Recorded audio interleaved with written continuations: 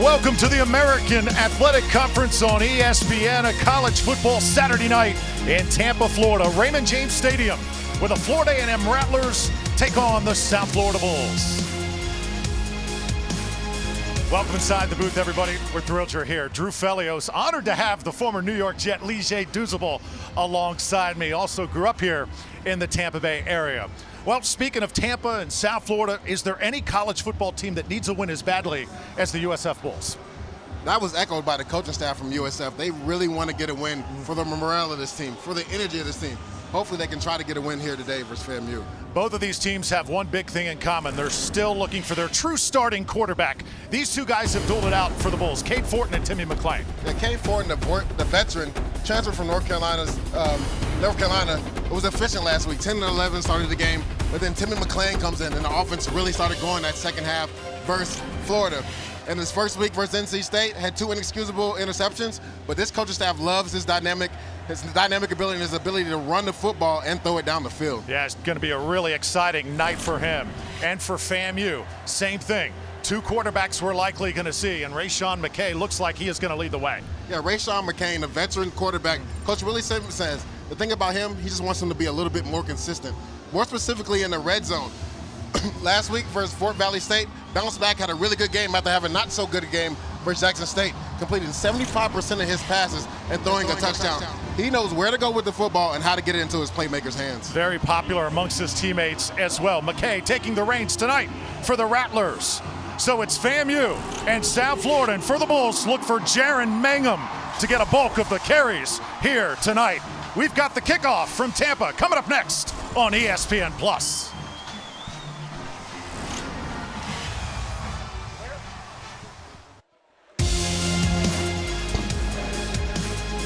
The American Conference on ESPN Plus, presented by Jostens, the official and exclusive championship jewelry partner of the American Athletic Conference.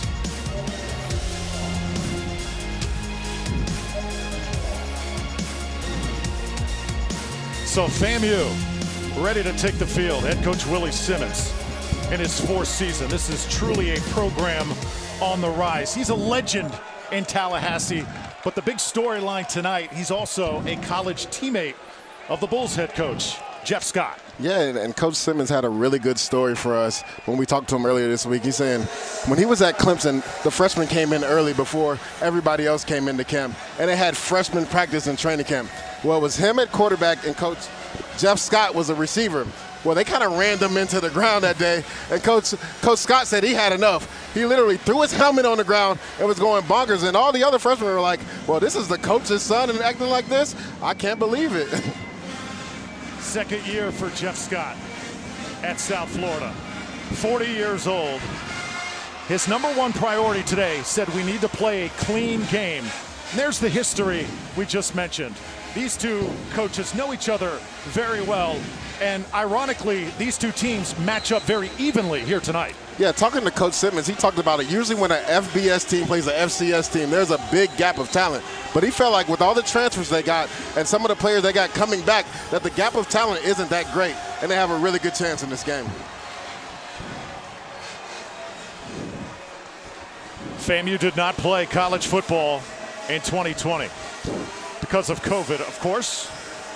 But they're back this year. They're 1-1, coming off a big win last week as they rolled Fort Valley State.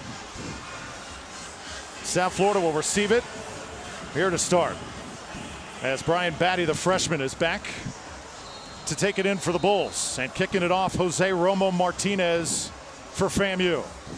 Saturday night in Tampa, Florida. Doesn't get much better than this. Sit back, enjoy.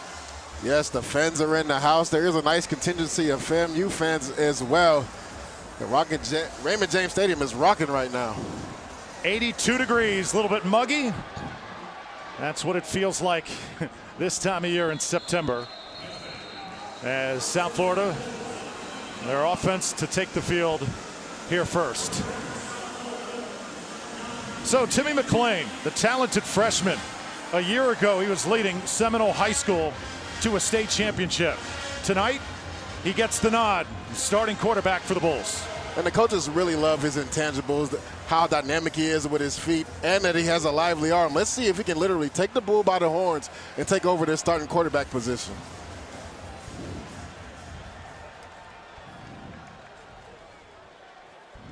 So first down, 25-yard line. Handoff, give it 5 yards to the 30. And that's the guy who we talked about is going to get a lot of carries tonight, Jaron Mangum, a junior and a transfer from Colorado. The skill players for the Bulls. Xavier Weaver is a guy that they really like to get the ball to down the field, averaging 35 yards a catch for him. This is a guy that McClain has got a rapport with. Work out of the shotgun now. Bunch formation to the left. Run it one more time downhill. This is the quarterback, McClain. Timmy McClain gets a block, and he's across midfield to the 48-yard line. First down, USF. And the thing about an athletic quarterback, he puts you such in the bind right here. Isaiah Land closes down but doesn't make the tackle on the quarterback, and he makes him miss in the open field. And then you just see the athletic ability of Timmy McClain take over. So first down, 48-yard line. And now the Bulls go with 4 wideouts. Try and toss it out. Let those skill players do some work. And that's a nice tackle in the open field by Lovey Jenkins, the sophomore safety out of Orlando. He's a Louisville transfer. These units loaded with transfers. As you see, Richard Summers right out of Tallahassee. Derek Mayweather is the leading tackler on this team at linebacker position, a veteran guy. And then Antoine Collier and Marquise Bell are 2 really good safeties in the back end for FAMU. Starting lineups presented by Ashley Home Store. McClain to throw once more. This time going deep. Got his man inside the 15. First down. And that is a tremendous catch as Xavier Weaver went up, climbed the ladder, and brought it down.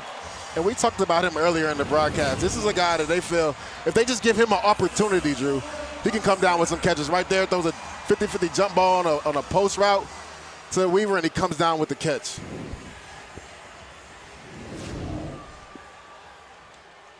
First down from the 14. Exactly the type of start the Bulls needed. In motion is Miller. Instead, they give it to the running back. And he'll be stacked up. Very short gain there as Nadarius Fagan, the senior middle linebacker, made the tackle. And how about Xavier Weaver? Look at that yards per catch. That's ridiculous. Yeah, talking to offensive coordinator Charlie Weiss, we asked him, are you going to try to force feed him the ball? Because he is a big play waiting to happen. Right now, leads college with 35 yards a catch. And you saw it right there, going up, 50-50 jump ball from Timmy McClain, goes up to the high point and catches the ball. Second down. Try and take off with it. McClain again takes a pop but gets it inside the 10. And he's down at the 8-yard line. Stanley Mentor, the big man in the middle, made the stop. And talking to offensive coordinator Charlie Weiss, he talked about using quarterback run in the red zone. He felt like he could have helped out Timmy McClain in the half versus Florida last week by using more quarterback run. And right there, they used it in the red zone, and we have a player down. A player down on the field. That looks like Isaiah Land, the junior edge rusher, will step aside as he gets looked at. Back to Tampa in a moment. The Bulls moving it on their first drive.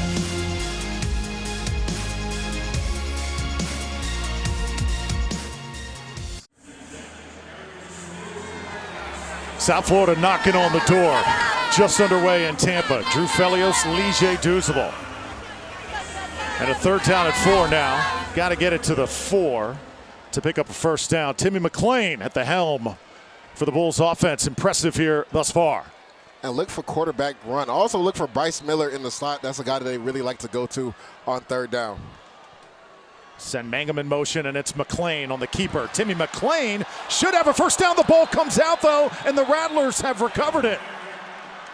Derek Mayweather, the senior, able to pounce on the football, and that is a heartbreak on the first drive. Yeah, right here we got the quarterback counter. You got 2 guys pulling around. Right there in the hole, Marquise Bell with a great play. Causes the fumble. Mayweather jumps on the ball. That's a big turnover. That's one thing that FAMU does on defense. And we talked to Coach Willie Simmons about this. This team forces a lot of turnovers. I believe 12 straight games been forcing a turnover. Marquise Bell, the preseason All-American, the quarterback of that defense, making the hit. And it was Mayweather, the senior, the old man on the team for FAMU. jumping on the turnover. So these Rattlers defensively can certainly run, and they make a big play to force the turnover.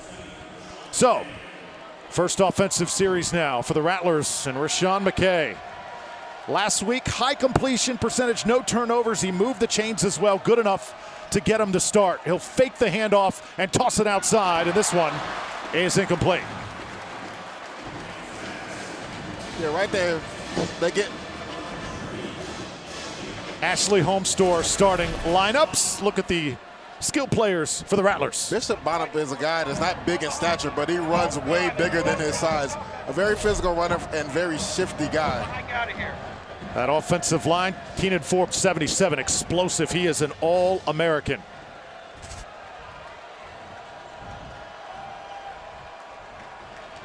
Second down. Oh, the jet sweep gets cut down. That is nearly a safety.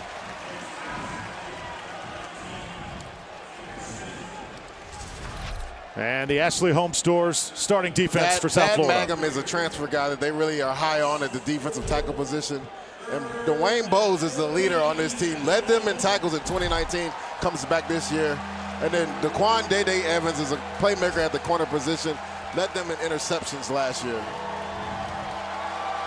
Crowd comes alive. That ball is spotted just outside the goal line. Here comes the pressure. Trying to dump it off. Oh, nearly intercepted. So it'll be a punting situation. Man, that was Tremel Logan, the freshman. And right there, FAMU had the perfect play call, right? All-out blitz by defensive coordinator Spencer. And then Logan makes a great play, tucking away. He had the man, he had the running back in man coverage, went to go get him and almost had a pick six right there. Great job by the defense for USF after turning the ball over, getting 3 and out and getting off the field. Bull's going to come with pressure here too, as Chris Fadul is standing right on that end zone line. Nearly got to him. No flag off that kick. And now let's see if the Bulls can get a return here. So South Florida trying to shake off the early turnover.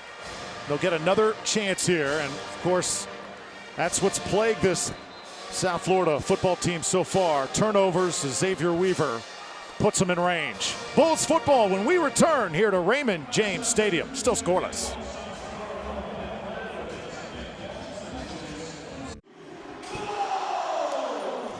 Friday evening American Volleyball Conference play begins as the Cincinnati Bearcats visit the South Florida Bulls. Catch all the action 7 Eastern time on ESPN+.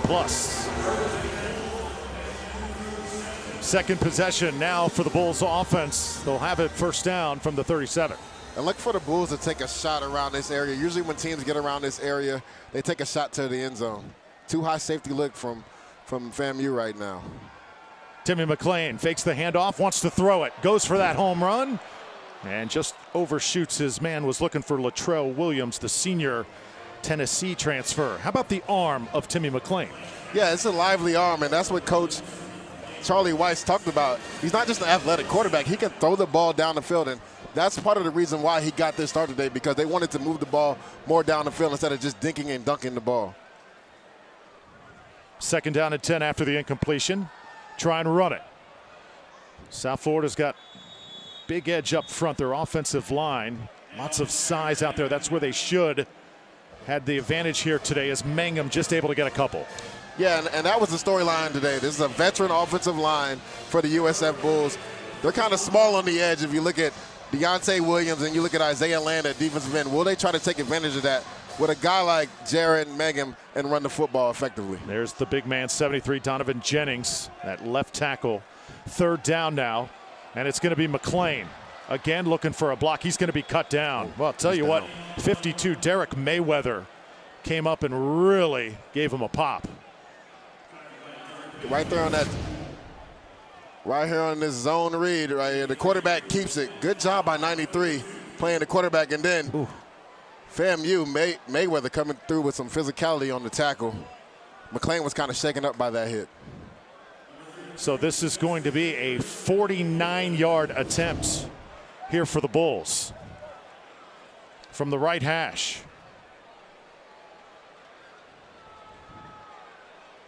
Spencer Schrader, 2 of 2 on field goals this year, as long as 32. This one has got the distance, and it's good. That might have been good from about 56. He hit that right down the middle and had the leg to get it through. Good job getting points right there by the kicker. Former soccer player at nearby Newsom High School here in the Tampa Bay area. You know how that goes. One day just went out to the football field, started kicking them through the uprights. Coach Ken Hiscock, a great local high school football coach, Leger, said, hey, come on, young man, we need you. And that's very common, right? Even when I was in high school, our kicker was on the soccer team. And most of the time, guys that make it to college as kicker, they were on the high school soccer team as well, too. South Florida leads this all-time series 3-0. Last time these two teams played was 2015, and USF pounded FAMU on that night 51-3 here in Tampa. But I think Coach Simmons thinks this is going to be a different type of game. And actually, if you're Coach Simmons, that's a win right there for your defense. They had great field position, USF did. You hold them to a 3-and-out and a field goal attempt. They end up scoring the 3. But if you're Willie Simmons, you're happy about how your defense is playing. Force a turnover and then also going 3-and-out and holding them to a field goal attempt. So Schrader to kick it off. Xavier Smith and Jamare Shareed back to receive. And it'll be a 1st down and 10 from the 25, touchback here. So South Florida striking first. Big game last night in the American. UCF Knights losing their quarterback, it looks like, for the season, Leger. Yeah, and that's a tough blow for UCF. Everybody knows what type of quarterback Dylan Gabriel is. Probably one of the best deep ball throwers in all the nation. He goes down on the last play of the game, and it looks like it's a clavicle injury that might put him out for the rest of the year. Rashawn McKay, and this offense had no field position on that first try. Now they start at the 25.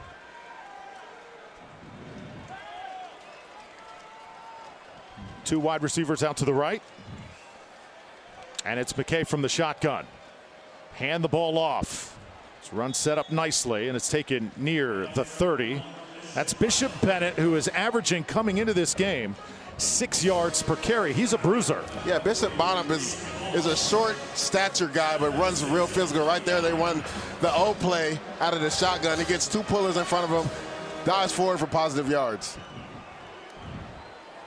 Tremendous depth on this offense for FAMU, especially for an FCS program. Here's McKay now rolling right, delivers a strike out to the 44. Nicely done. 1st down, Rattlers, as it was reeled in.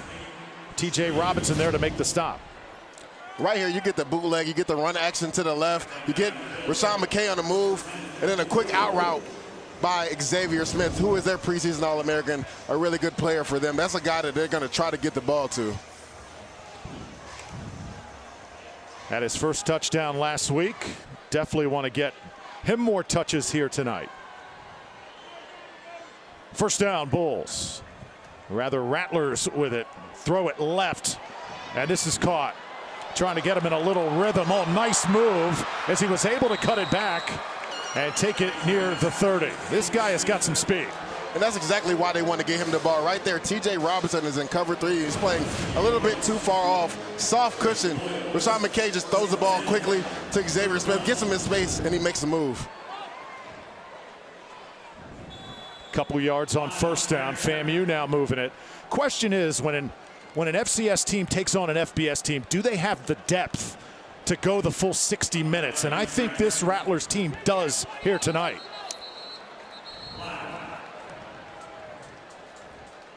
It's a false start on the offense. It's number 17. 5-yard penalty. It's 2nd down. Yeah, we talked to Coach Willie Simmons about that, and he was confident in his bunch of guys. 21 transfers have come in, and then the guys that they got coming back, Xavier Smith, Marquise Bell, guys that have been in the program that are really good players for them. He felt like they had the depth to compete with an FBS team. Yeah, many of the guys on FAMU recruited by South Florida. It was just maybe an inch or two with height or weight. 10, 20 pounds here or there. Leger, you know how that goes. Oh, no question. 2nd down. Throw it once more. This one was batted down at the line of scrimmage. And defensive coordinator Glenn Spencer defensive coordinator Glenn Spencer has continually played soft zone coverage. And Rayshawn McKay sees that, and he's just getting rid of the ball and getting it to his playmaker's hands. Right there, the ball was batted at the line of scrimmage, but he had an open receiver. Ryan Thaxton, the junior defensive end, making some noise. Now it's third down. The crowd. We got bunched to the field. Alert some type of rub combination route up top.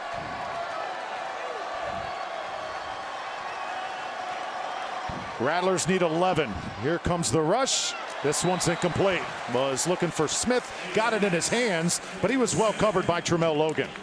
Yeah, and Xavier Smith wasn't even looking for the ball because that actually was a pretty accurate throw in zone coverage. If he turns around and gets the ball right there, that's a first down. Looks like FAMU. Says McKay drops back.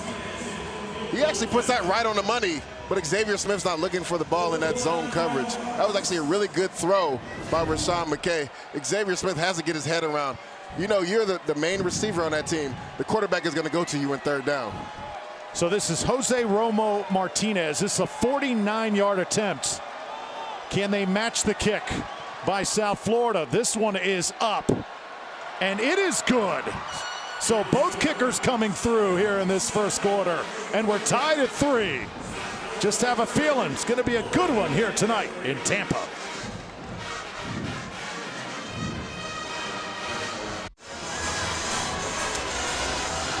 Well, next Saturday, it's an American football triple header. First, it's Memphis hosting UTSA at 3:30 Eastern on ESPNU. Then at 7 Eastern, conference play kicks off with Navy and Houston on ESPNU. And then you end your day with South Florida heading out west to Provo to take on BYU at 10:15 Eastern on the ESPN family of networks. How about this start? 2 49-yard field goals, identical. Great job by both of these kickers. As just get the feeling we're going to have quite a football game here tonight. It's FAMU, one of the top programs in all of FCS, and also HBCU national champions a couple years ago. Yeah, we knew this was going to be a battle because the talent level is not that far off because of the transfers and because of the good players that Willie Simmons has recruited to come to FAMU. And if you're him, you're excited. It's 3-3. It's still midway through the first quarter. Your defense is playing hard. Your offense has moved the ball. Now let's see if you can actually score in the red zone instead of just settling for field goals. Now remember, on the last drive for South Florida, Timmy McClain took a shot as he tried to take off with the football, but he is back on the field. Looks like he is going to be okay. That's a good sign.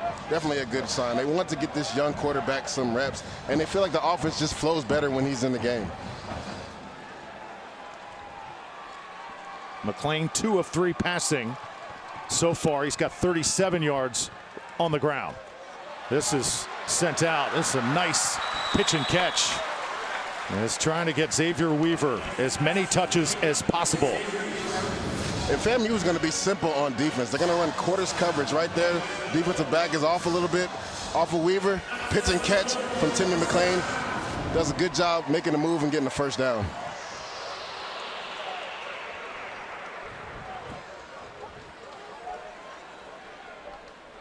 From the 36. Keep it on the ground. This is Brian Battie, the freshman. Tell you what, they got some really talented skill players who are going to get a chance to shine on their home field here tonight.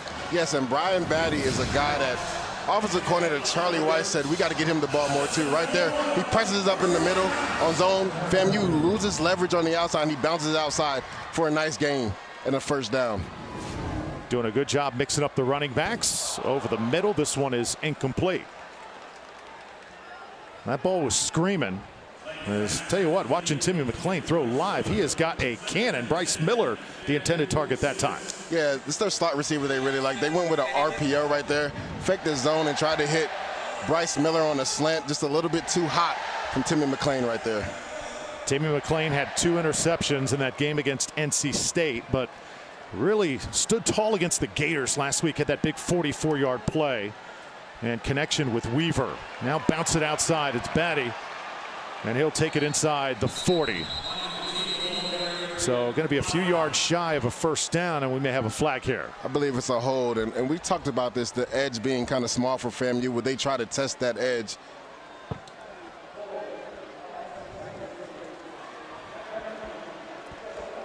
So they get Donovan Jennings the big left tackle. We'll take another look here. Yeah, Donovan Jennings right there. Deontay Williams gets nosy, peeks inside, which you can't do as a defensive end, but then fights his way back outside, and Donovan Jennings grabs him just a little bit, and the ref throws the flag for holding. Pushes USF back to the 44. McClain, time to throw. Now he'll step up. Room to run. Now he takes off. McClain gets 9, maybe 10, depends on the spot. Interesting, I don't think he got the memo on that first shot that he took. This is a young, very determined quarterback. Yeah, young, tough kid right there. He did a really good job, right? FAMU is going to be simple, like I said. They're going to play quarters coverage. So if it isn't there, use your athletic ability. Run, get some positive yards. Now you're in the second and manageable, and you're ahead of the sticks. Third and manageable. Yeah, trying to make up for the yards lost during that hold. So the Bulls need 11. Got to get it to the 36-yard line. 4 wideouts now in the game. McClain, again, offensive line doing a great job, and he delivers. Look out to the 20, to the 10. First and goal, Bulls.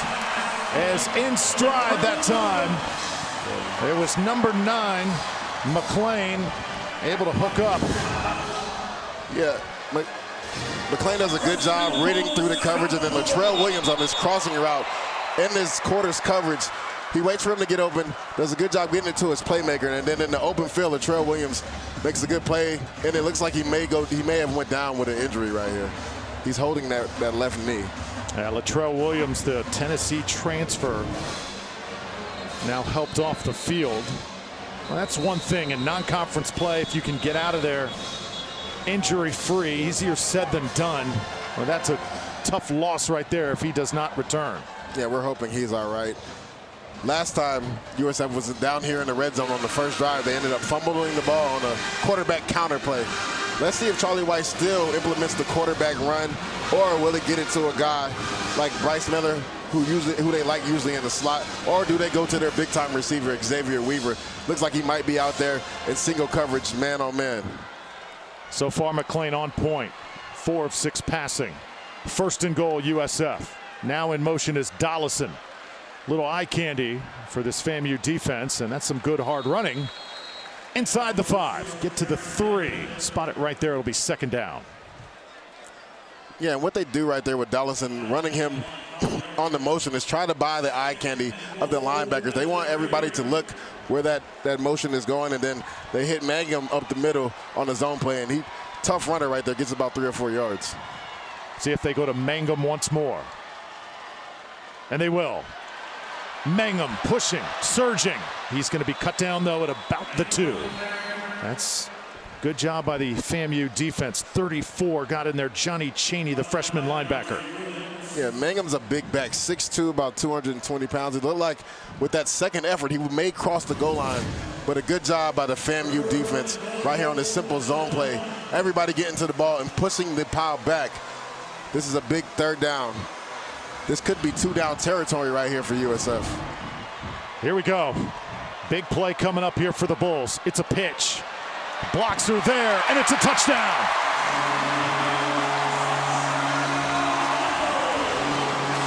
Jaron Mangum into the end zone. And this Bulls crowd, reason to cheer here in the early going in Tampa. The USF goes in a tight formation, and they throw a quick pitch to Mangum, get him on the edge.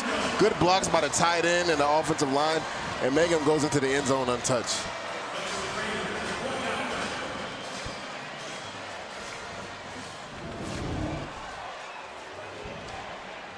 Schrader now on for the extra point. Kenny Scribner is the holder. It is up and good. 8 plays, 75 yards, as good as the Bulls have done it offensively all season long. And a touchdown here in the first half. And the first half touchdown this season. It's 10-3. And I'll tell you what, I mean, of course we come into this game knowing USF needs a big win, but Ligier, they played on the road, NC State, Then you got Florida here at home. That's a brutal first 2 games if you're the Bulls. Yeah, and the coaching staff really tried to tell their team that, like, yes, we know we had 2 first tough opponents, 1 on the road, 1 at home. But, guys, we haven't played in conference yet, and we have a chance to change the morale around this building, get a win today. And I really like what Coach Charlie Wise did on that last drive, mixing things up. He got McClain on the movements, on the move sometimes. He also let his quarterback stay in the pocket and make some pivotal throws down the field. But then using Jaron Mangum in that size to run the ball with his veteran offensive line and pounding the rock in for a touchdown.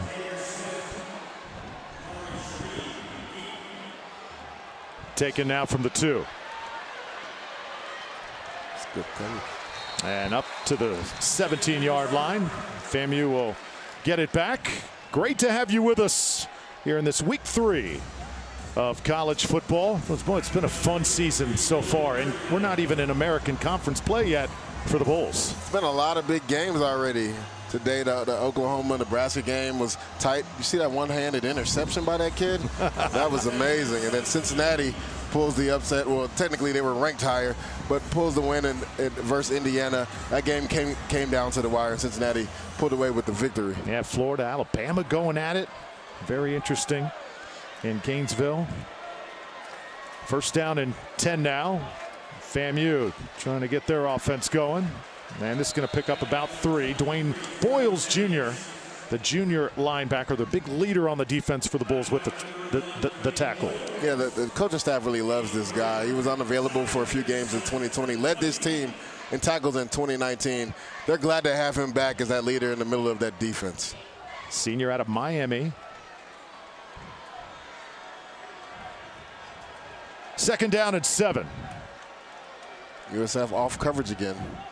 Terrell Jennings, the running back, and that's a dangerous throw right there in the direction of Matthew Hill as it falls incomplete. Yeah, and Matthew Hill jumped that because they've seen that route combination before. A receiver pushing up, and then a quick out route, and Rashawn McKay is letting the ball go. But he just threw that a little bit behind his receiver. Hill could have caught that. That probably would have been a pick 6.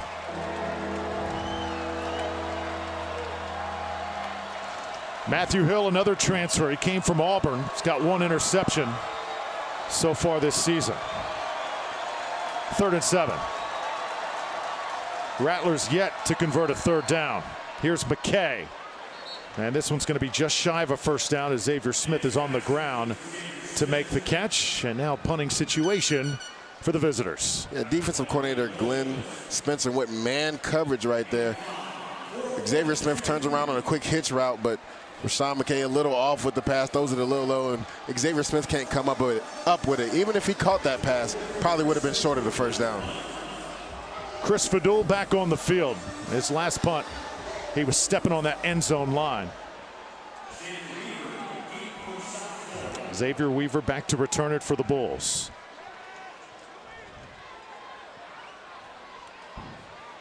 Weaver comes up, makes the catch at the 40. Nice return across midfield, and we got a little bit of a scrap at the 36-yard line. The officials immediately stepping in.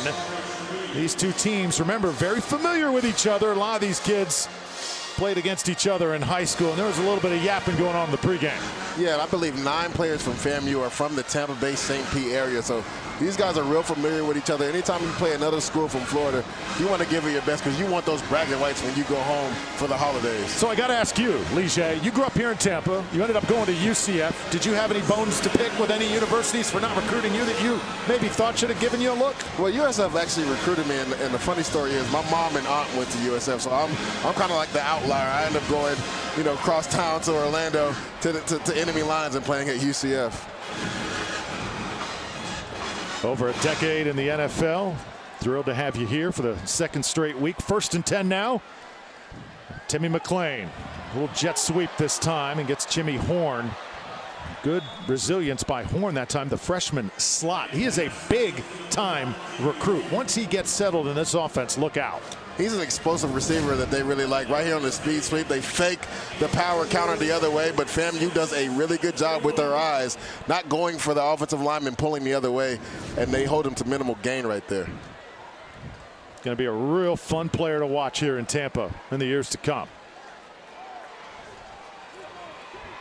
Second down, as McLean now will change the play. 90 seconds left to go in this first quarter, and a fun night here thus far. Another quick throw, and tell you what, the timing is on point. Lovey Jenkins there to make the tackle as Jimmy Horn made the catch. And FAMU playing off coverage. Horn just stops in that zone. Tim McLean hits him right on the number, gets a positive yardage, gets a first down. 1st and 10, USF.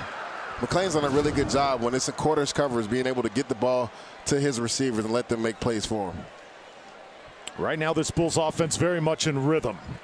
This is a very confident FAMU defense also coming into tonight. Home run ball, going for the end zone. Just knocked away. Oh, it looked like he had it as Xavier Weaver went up and B.J. Bowler was right there with him. Right there, FAMU switches it up and goes to cover 3. And that's practically one-on-one with Weaver and Boulder does a really good job going to attack the ball without interfering, playing the ball with his left hand and getting the ball out of Weaver. Good job not interfering with that right hand, going up with that left hand and dislodging the ball from Weaver right there. Did just enough to jar it loose. Second down, 39-yard line. In motion again, Horn. Bulls playing some power football. Well executed as it picks up 8. And that's a carry for Darian Felix, the junior halfback. And Darian Felix showing some acrobatic premise right there. He does a flip after he gets hit and almost lands on his feet. Right here you have the guard and tight end pull around. A couple missed tackles by FAMU, and right there, Felix almost lands on his feet. 3rd down and 1. Run it one more time. Power football being displayed right now by the Bulls on their home field. And how about the story of Felix? He is the 7th of 10 boys in his family, and he's a transfer from Oregon. Yeah, decided to come back to the Tampa Bay area to take care of his 2-year-old daughter. That's such a great story. Was kind of productive at Oregon, but decided that he wanted to be home, closer to his kid. First down now for the Bulls. McLean in rhythm, keeps on dealing. And that's another 8. Bulls getting closer here. They're inside the red zone. You know, usually when the Bucks are inside that 20, those cannons go off here inside Ray J. The Bulls making some noise here in week 3. Hungry for a win. They lead 10-3 after 1.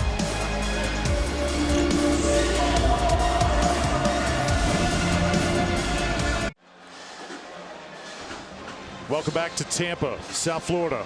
A 7-point lead over FAMU. Right now rolling offensively behind that bar right there. Charlie Weiss Jr., the 28-year-old offensive coordinator. He's done a really good job using Timmy McLean's legs and his arm. Last time in the red zone, really used him on quarterback run. Let's see if he does that again right here. Ball at the 17-yard line for the Bulls. High octane thus far with McLean pulling the trigger. That's going to be pounded near the 10-yard line as Darian Felix was the ball carrier. Marquise Bell made the stop. And we talk about Charlie Weiss Jr. He is not hesitant to ask his father different advice, especially when it comes to these Bulls quarterbacks. Yes, him and Jeff Scott, right? They have somebody that they can rely on, somebody that they grew up. Their fathers are both big-time college coaches, and these are 2 guys that they can really lean on and ask for help. First down, McLean wants the fade towards the corner. Oh, should be a flag, perhaps.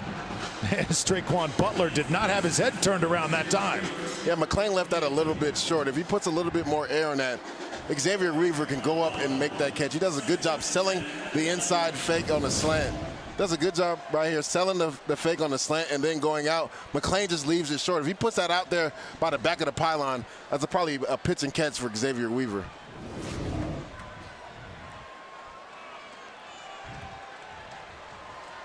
Second down. In motion now, Kelly Joyner. And it's McLean. McLean inside the 10. He'll go down right there. Not much more. Marquise Bell, the superstar Rattler defender, there to make the stop. Yeah, Marquise Bell comes down from his safety position. The guard comes around and tries to block him and Mayweather, but Bell comes untouched, makes a good open field tackle on McLean right there. Forces him to a 3rd and 8. What do you like here on 3rd down and 8 for South Florida? Well, if you're South Florida, Charlie Weiss has not been scared to run Timmy McClain right here, but I'm going to my playmaker on the outside. I'm going to Xavier Weaver. Again, Joyner flared in motion. McClain stepping up, firing over the middle. It's caught for the touchdown. And when you have a big-time receiver on the outside, you feed him the ball in the red zone. Last week, Cade Fortin actually missed Xavier Weaver in the first quarter on a quick slant route. Right here, Timmy McClain is patient in the zone coverage. Waits till Weaver uncovers and hits him in between the linebacker and the safety on that slant for a touchdown. So the McClain-Weaver combination has been magical here in the first half. And now this to make it a 17-3 game. So how about the Bulls? Consistent. They recover from that early turnover, showing resilience. And they maybe have found their quarterback. McClain to Weaver. 17-3. Second quarter here at Ray J.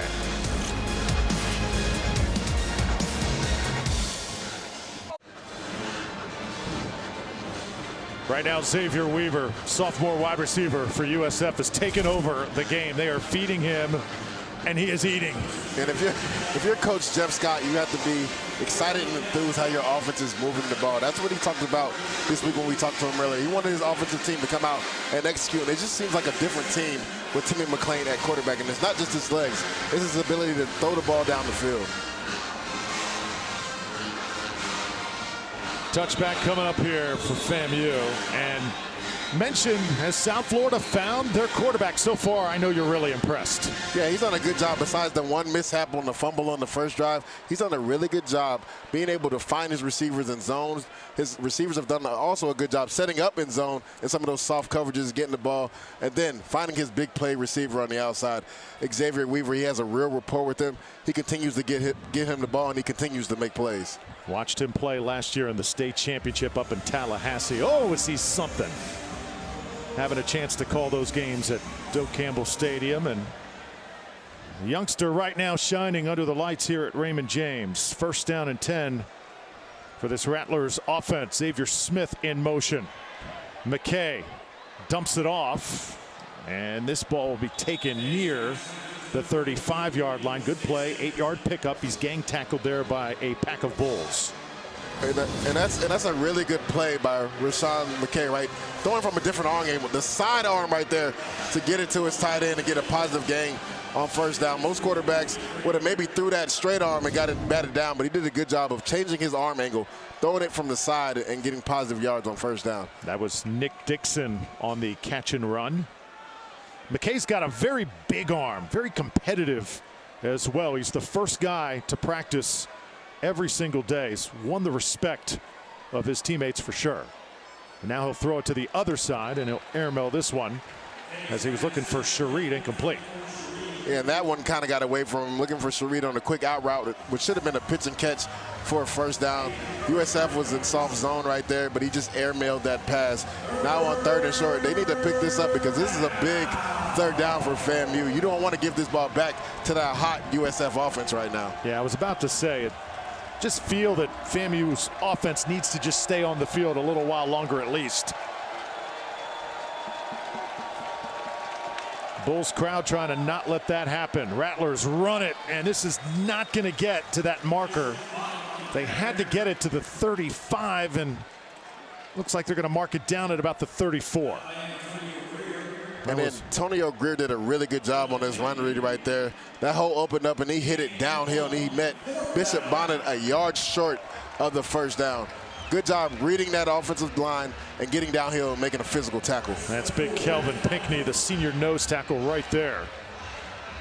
He is a tough guy to move. As Weaver back to receive this one once more, Chris Vidul. Absolutely hammers this kick. Weaver's got to drift back to the 15. That is a beautiful punt. Great coverage to go with it. And Chris Vidul is a weapon that Coach Willie Simmons really likes. Great punt right there and great coverage by the FAMU getting that tackle.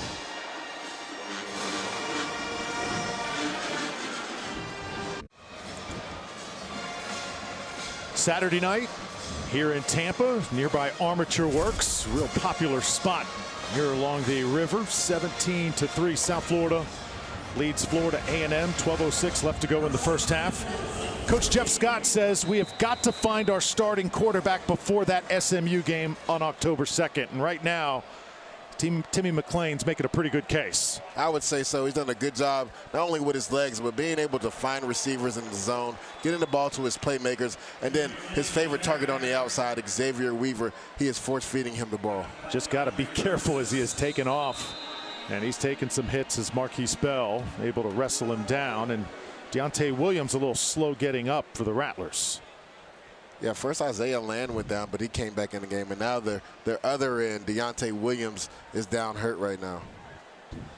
Coach Scott had a lot to say earlier this week. Talked about growing up right next to Doak Campbell Stadium and in Tallahassee. His school was right near the stadium. As soon as school got out, Ligier, he used to run right inside the stadium, go right to practice. He knew at age 11 that he wanted to be a big-time college football coach. Yeah, definitely. And what better mentor to have than Bobby Bowden? And obviously your father is known as a premier coach. But to be able to have those two guys in his life and to know at that age that that's what you want to do, I mean, that's a great thing to know at 11 what you want to do for the rest of your life. His father, Brad Scott, of course, former Florida State offensive coordinator, went to Clemson, took over that program for a while, also coached under Tommy Bowden, and now the chief of staff he's called here for this USF staff. So very much a family environment here at South Florida, and that is what the Bulls really need to turn this program around as Deontay Williams slowly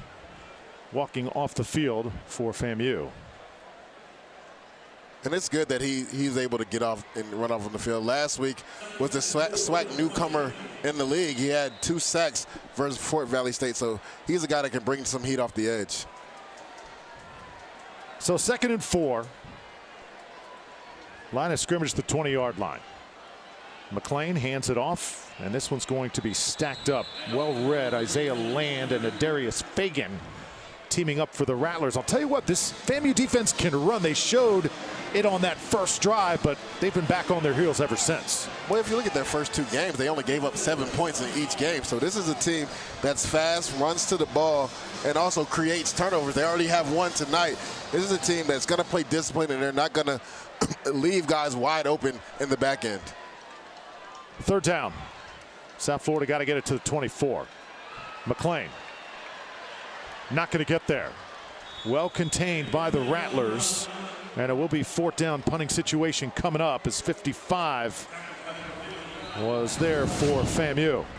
And FAMU does a really good job in their quarters coverage, being disciplined, playing the sticks, and then the defensive line funneling Timmy McClain as he tries to run, and they get a sack and get off the field. And we have another player down right now. That was Michael Marshall, 55, who made that play. And Donald Hall now is down on the field being tended to.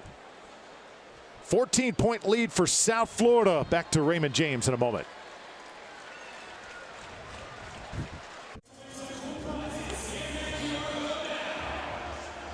This FAMU defense, very confident bunch coming into tonight.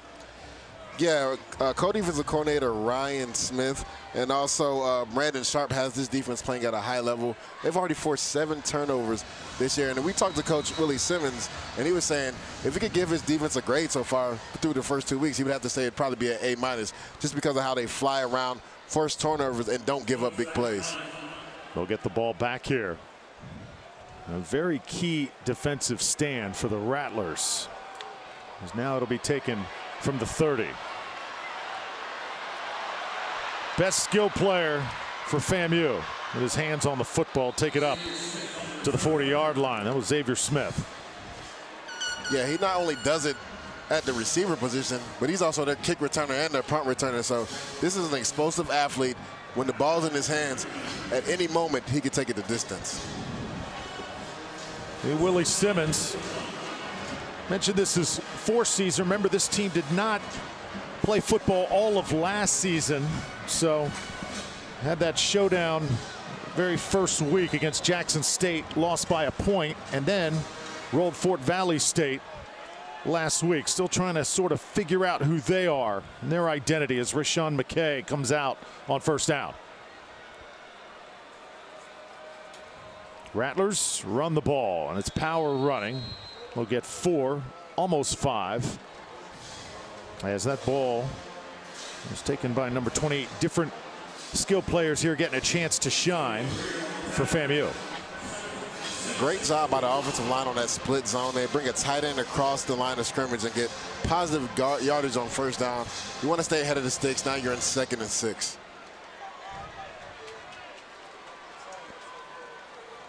Second down. Toss it left side. Oh, that's going to bring the flag. Yeah, that's definitely a horse collar, possibly face mask, as Chris Sanders touches it for the first time tonight. And Matthew here right there knows he can't slam a guy down out of bounds like that. It's going to be a personal foul. And 15 yards tacked on to the end of that catch for FAMU. Yeah, oh God. Oh, man. Yeah. 15-yard penalty and an automatic first down. When the face mask gets turned completely around, that's when you know it's really bad. Yeah, that's when you worry, but it was a good thing he was able to bounce back up right there. But right here, FAMU marching towards the red zone, trying to keep this game close. Let's see if they can get points off of this drive right here. Have it from the 30. Jalen Spady, the center, right in the middle of that FAMU offense. Fake it, and now toss it. Trying to go long with it. It goes incomplete. Again, looking for 19, Xavier Smith. He is a stud, finding so many different ways to get him the ball. Yeah, right here, USF shows cover 3. He had a chance. This is practically man-on-man coverage, but he overthrows Xavier Smith right there. Right there, Daquan Evans was beat a little bit on that pass, but McKay kind of sails that pass. Had Xavier Smith for a potential touchdown right there.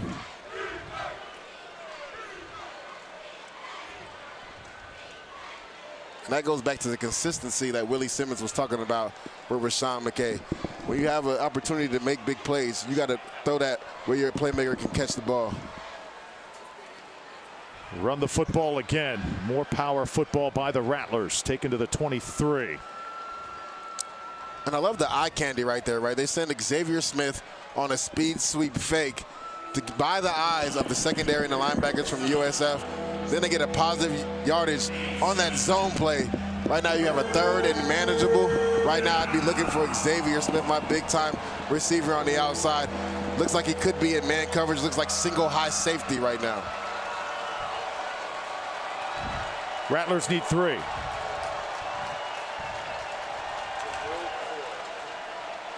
McKay, incomplete. It was contact right there, looking for a flag, and it was Evans busting in for the Bulls. Daquan Evans, the sophomore defensive back. Yeah, and they try to go to Xavier Smith on a quick screen. He tries to sell it upfield, but Daquan Evans does not buy the fake. He closes in on him before the ball gets to Xavier Smith. Great, nice play by him, and the USF gets off on the field right there on 3rd down. So this could be a field goal try for the Rattlers, a 40-yard attempt. Jose Romo Martinez made his first of 49. This one from the left hash.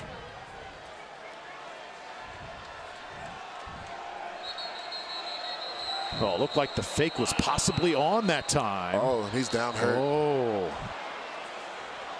Well, the Rattlers holder goes down hard, and that is Fadul, their All-American punter. And that would be a crushing blow because he is a weapon on the punt team, being able to pin teams back deep, preseason All-American, and he is grimacing in a lot of pain.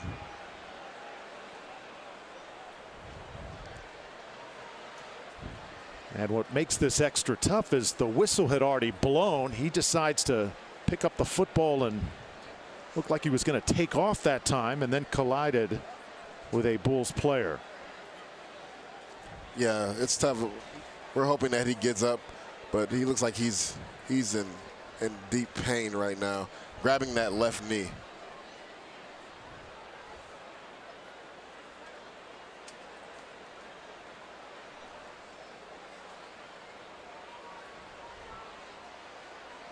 Delay of game. Offense, 5-yard penalty. Still 4th down. And you see Coach Simmons upset that this was not called a penalty. And watch again the holder get up and try and make something up. The whistle had already blown though. Ooh. Yeah, and it's a non-contact injury, and those always kind of scare you when a guy goes down after not being contacted with somebody. Just tried to plant it down in the left knee. Now the main concern here for Chris Fadul. He had that booming punt that backed USF up just moments ago. And to see him go down, obviously we hope he is okay. Out of Wesley Chapel too, Wiregrass Ranch High School. He is a Tampa Bay product. Yeah, and you feel for him. He's a local guy, so you know his family members are here worried about him, worrying if he's going to be all right. He's right now he's up on his feet, not really putting any pressure on that left knee, but it's a good sign to see him standing up. Rattlers representing. Love going to FAMU football games. The band, it's like last week at Bethune-Cookman. What a show they put on with the UCF band there as well. And good sign here as Fadul gets helped off. Yeah, it's good to see him getting carried off the field by one of his teammates, not really putting any weight on that left foot. But talking about the bands, FAMU is called the Marching 100, and they put on a show at halftime. Oh, yeah.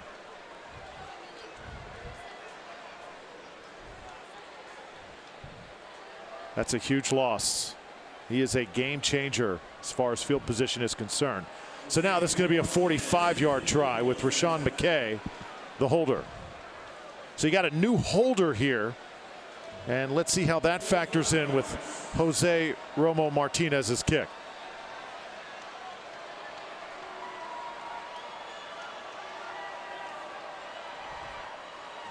This one is low and doesn't make it over. Just short. And you just talked about it, Drew, the new holder. McKay kind of bobbled that ball, was able to get it down, but it messes the timing up of your kicker right there. And he wasn't able, Martinez was not able to get enough leg on that ball right there, and it just hit the upright and bounces back out.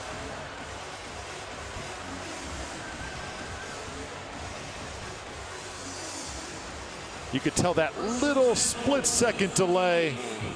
And as Martinez ran up to kick, just a little bit of doubt in the mind of the kicker. That'll do it. Yeah, definitely. When you have a new holder and the timing is off, it'll mess up because you're looking down at the holder before you kick. So if you see him kind of bobble it up, it messes up your timing and your rhythm before you kick the ball.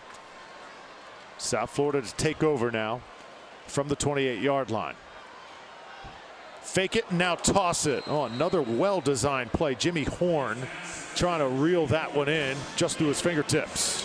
Nice play call by Charlie Rice right there. The RPO, you had a zone read, and then Timmy McClain keeps the ball. He could have hit Horn on the slant right there, but he throws it a little bit behind him. If he's able to put that in front, Horn might be running to the end zone right there. So far, so good for Timmy McClain. If you're just joining us, he had a fumble on the Bulls' first drive. It was inside the 5-yard line. USF turned it over, but was able to come right back, and they've got 17 points, a 14-point lead right now. This ball gets away as well. Jimmy Horn got to reel that in and tuck that in as Kendall Bowler was right there to make the tackle. Yeah, FAMU in that soft zone coverage again. Horn steps up right there in the zone. Timmy McClain puts it right on his number. Right here, the fake zone. Timmy McClain puts it right on Horn's number. But a great hit by the FAMU defender, dislodging the ball from Horn, but Horn has to come away with that catch. Because now you're in 3rd and long, and that's where you don't want to be. Jaron Mangum back in the game. Watch this young man block. Tremendous in pass pro. Here comes the pressure, though, and the Rattlers have got the sack. That's Marquise Bell, the senior free safety, and that is why he is an NFL prospect. No question. Preseason All-American for the FAMU Rattlers. They started heating up. They bring the blitz and go man coverage in the back end. Marquise Bell comes through the A-gap untouched and gets a sack on Timmy McClain, which is really big because he's an athletic quarterback and hard to bring down. So that's a nice play by Marquise Bell right there. He's the true quarterback of the defense for the Rattlers. And now, a couple possessions. FAMU is been able to hold off the Bulls' offensive onslaught. How about this punt? Tremendous hang time there, taking it to 31.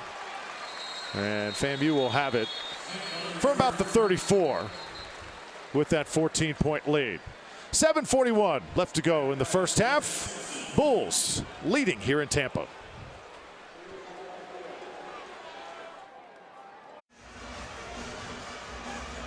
(17-3) your score here in Tampa. Busy halftime coming up. USF's new indoor performance facility is a go. We'll have much more on that, plus the importance of nutrition on campus with the Bulls. Highlights and stats, and if you're here, and even if you're watching on ESPN Plus, you may catch a glimpse of a 2,000-person halftime show. I'm not exaggerating.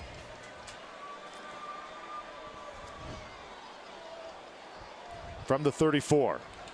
Rattlers now going to work a bad snap. This is a disaster as they will jump on it at the 5-yard line. FAMU going backwards here on this first play. Yeah, Jalen Spady airmails this snap over McKay's hands. FAMU fortunate to fall on this ball and get it back because USF was looking to scoop and score right there.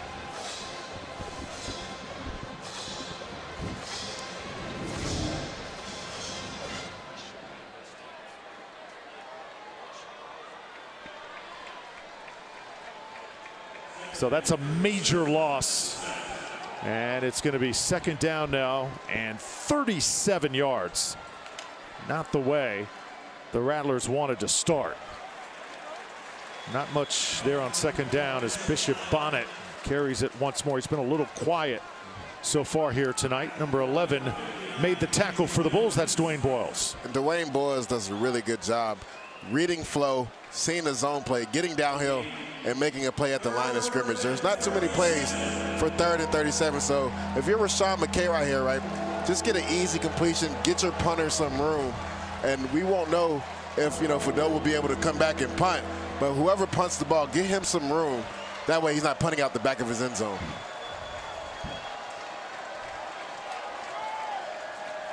Bulls showing pressure. McKay unloads it just behind his receiver. Chris Sanders couldn't slow up for it, and it's 4th down. And he had Chris Sanders open. USF was playing a soft zone right there, and they were playing the sticks. So if he lets this ball go and puts it in front of Samuels, he's potentially going to catch that and turn up the field and maybe even have a chance to get the first down.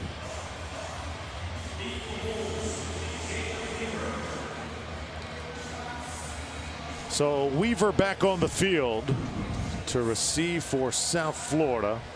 And FAMU with a new punter. It's actually their place kicker, Jose Romo Martinez. Let's see what kind of leg he brings as a punter. Not bad. Taking it to 45. Weaver continues to play well. Inside the 30. And it'll be first down Bulls and a little more John just before the Bulls offense comes back out. Yeah, that was a good punt by Martinez, but he out-punted the coverage. He allowed Weaver to have a full head of steam coming downhill. Some good blocks by his return team. And now USF is almost set up in the red zone. Some Saturday headlines. How about that Bama-Florida matchup at the Swamp? Gators almost pull off the upset. And close calls for top 10 teams. Oklahoma, Cincinnati win, but enter the 4th quarter and one-possession games. Yeah, that Florida-Bama game was a lot closer than I anticipated. So, Dan Mullen had his guys ready to play, and they went out there and fought. That Trayvon Henderson, 270 rushing yards. Ohio State, nicely done there. They get back on track.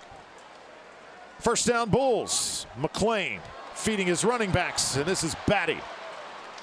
They'll be tackled by Bowler, and that'll be a medium gain. Yeah, Brinkman does a good job at the tight end position, rolling around on that power play, inserting right here on the linebacker, and then good job by 64 the guard getting to the next level of the linebacker, and Batty gets positive yards right there on that first down carry. B.J. Bowler, player who made the tackle, a Mercer transfer. He and his brother, Kendall, came from Mercer.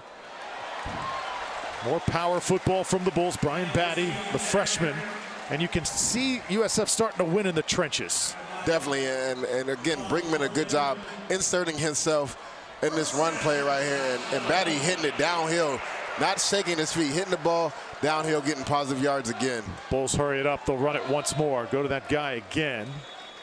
And this time taken down. So Michael Marshall along that defensive line made the tackle. Last time they were down here, Timmy McClain sought out his big play receiver, Xavier Weaver, but also Bryce Miller in the slot, a guy they haven't gotten the ball to yet. I wonder if they go to him right here in the red zone. McClain tries to keep it in a foot race. Nice move. Gets to the edge. Gets near the goal line. Knocked out of bounds just shy of it. And we've got a flag down as it came down towards the end of that run. Yeah, I believe that's going to be a block in the back by either Brinkman or Bryce Miller, or holding, and it's going to go back.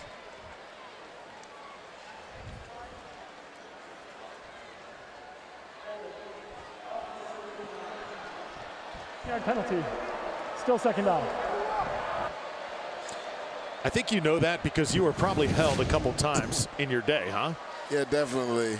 Right there. And the thing is, when you're blocking at tight end, Brinkman right here, you can't see where your quarterback is. So the defender's trying to get off to the outside. Brinkman doesn't see him. He just continues to block, and it gets called for the hold right there. But a nice play by Timmy McClain was one-on-one right there with Isaiah Land.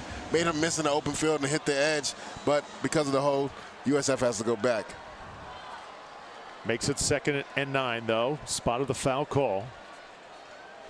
And McClain to throw it again. Pump fakes, now goes towards the end zone. Oh, his receiver falls down. He had Omarion Dollison, not a defender around him, but could not deliver it to his number.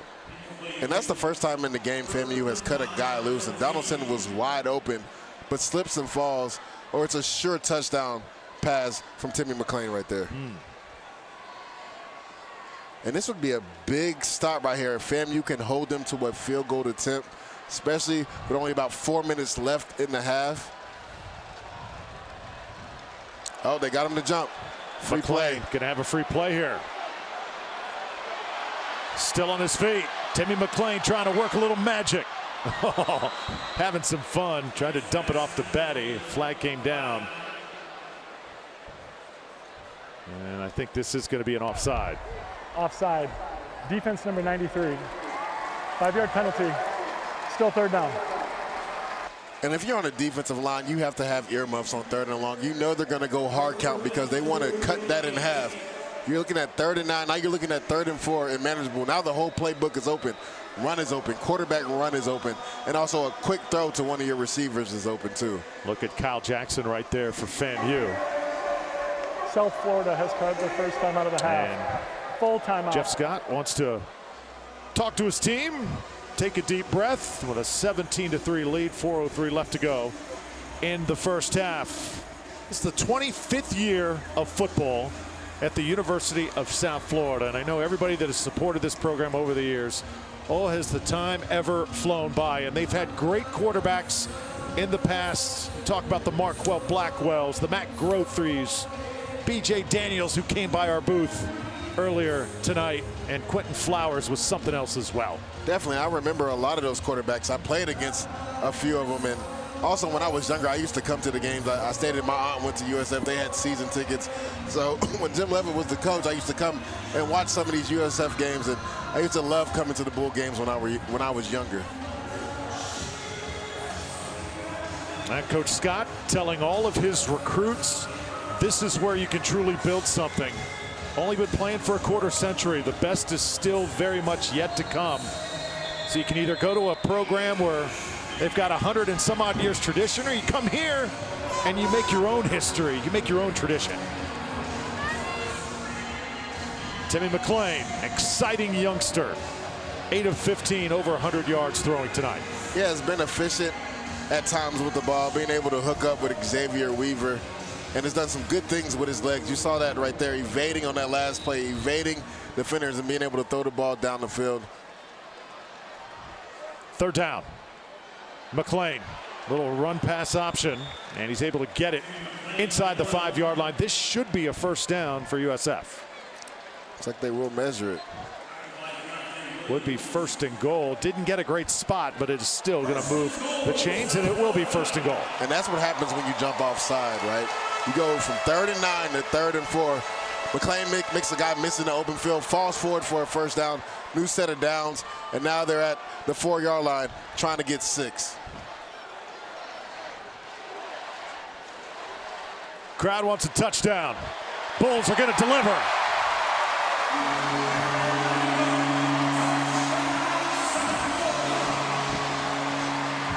Jaron Mangum, he's had himself a first half as well.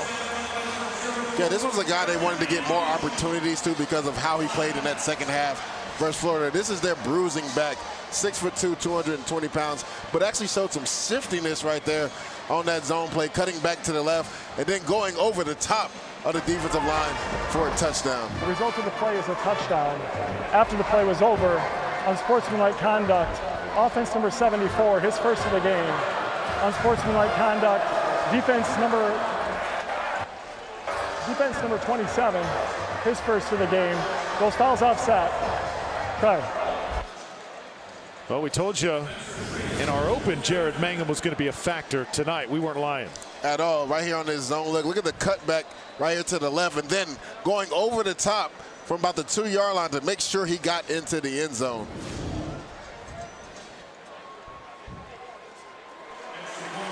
Extra point, perfect.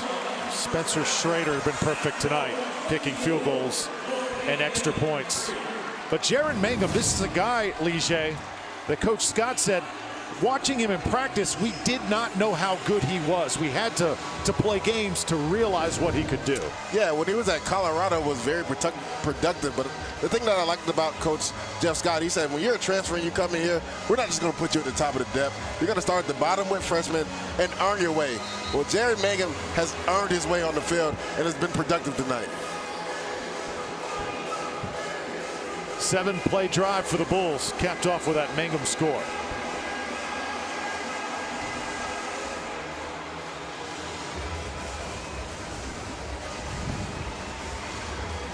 And you go back to that false start by the FAMU Rattlers. If they could have held them to a field goal attempt right there, then you're looking at a totally different score. Now you're down by 3 touchdowns. See if you can try to put something together before half and score. That way the league is not as big as it is going into half.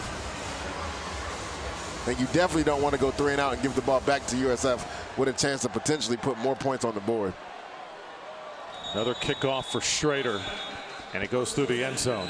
Touchback coming up. Imperative that the Bulls get a victory tonight. Remember, they got that trip to BYU looming, and then conference play begins.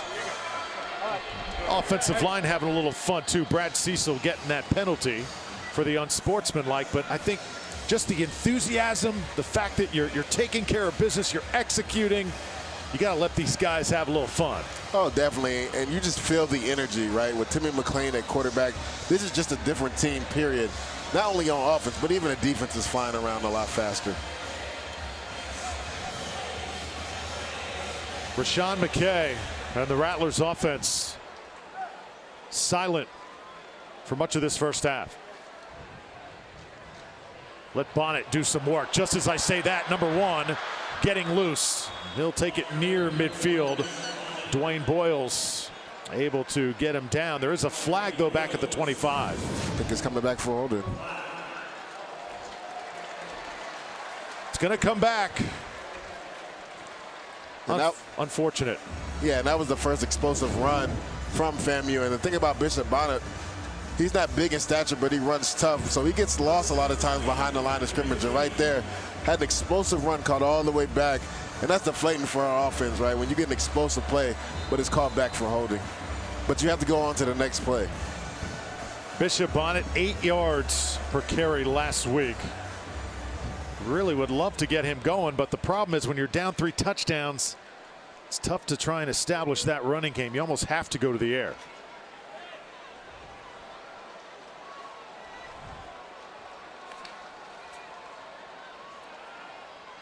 McKay's ball was tipped at the line of scrimmage, was looking for Manico, and Dwayne Boyles was able to get his arm up and make it happen.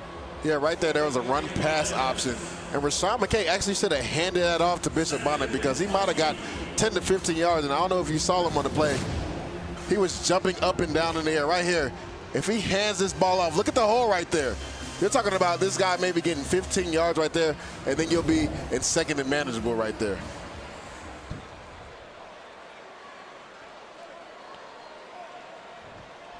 Second down 20. McKay gets it out this side. It's Shareed. Gets by one tackle, takes it to the 27. And for South Florida, the guy who helped make that tackle is still on the ground. Right here, you have a bootleg off the zone look. Shaheed stops right there in zone coverage, soft zone coverage, gets positive yards. Now you're looking at about 3rd and 9.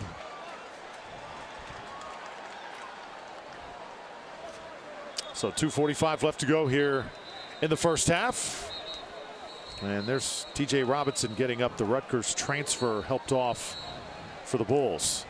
And that's tough if you're the USF Bulls. They've been banged up in that secondary. So many young players playing. TJ Robinson, one of those transfer young players that is playing. That's really going to hurt this depth at the secondary level. Been some hard hits here in this first 30 minutes.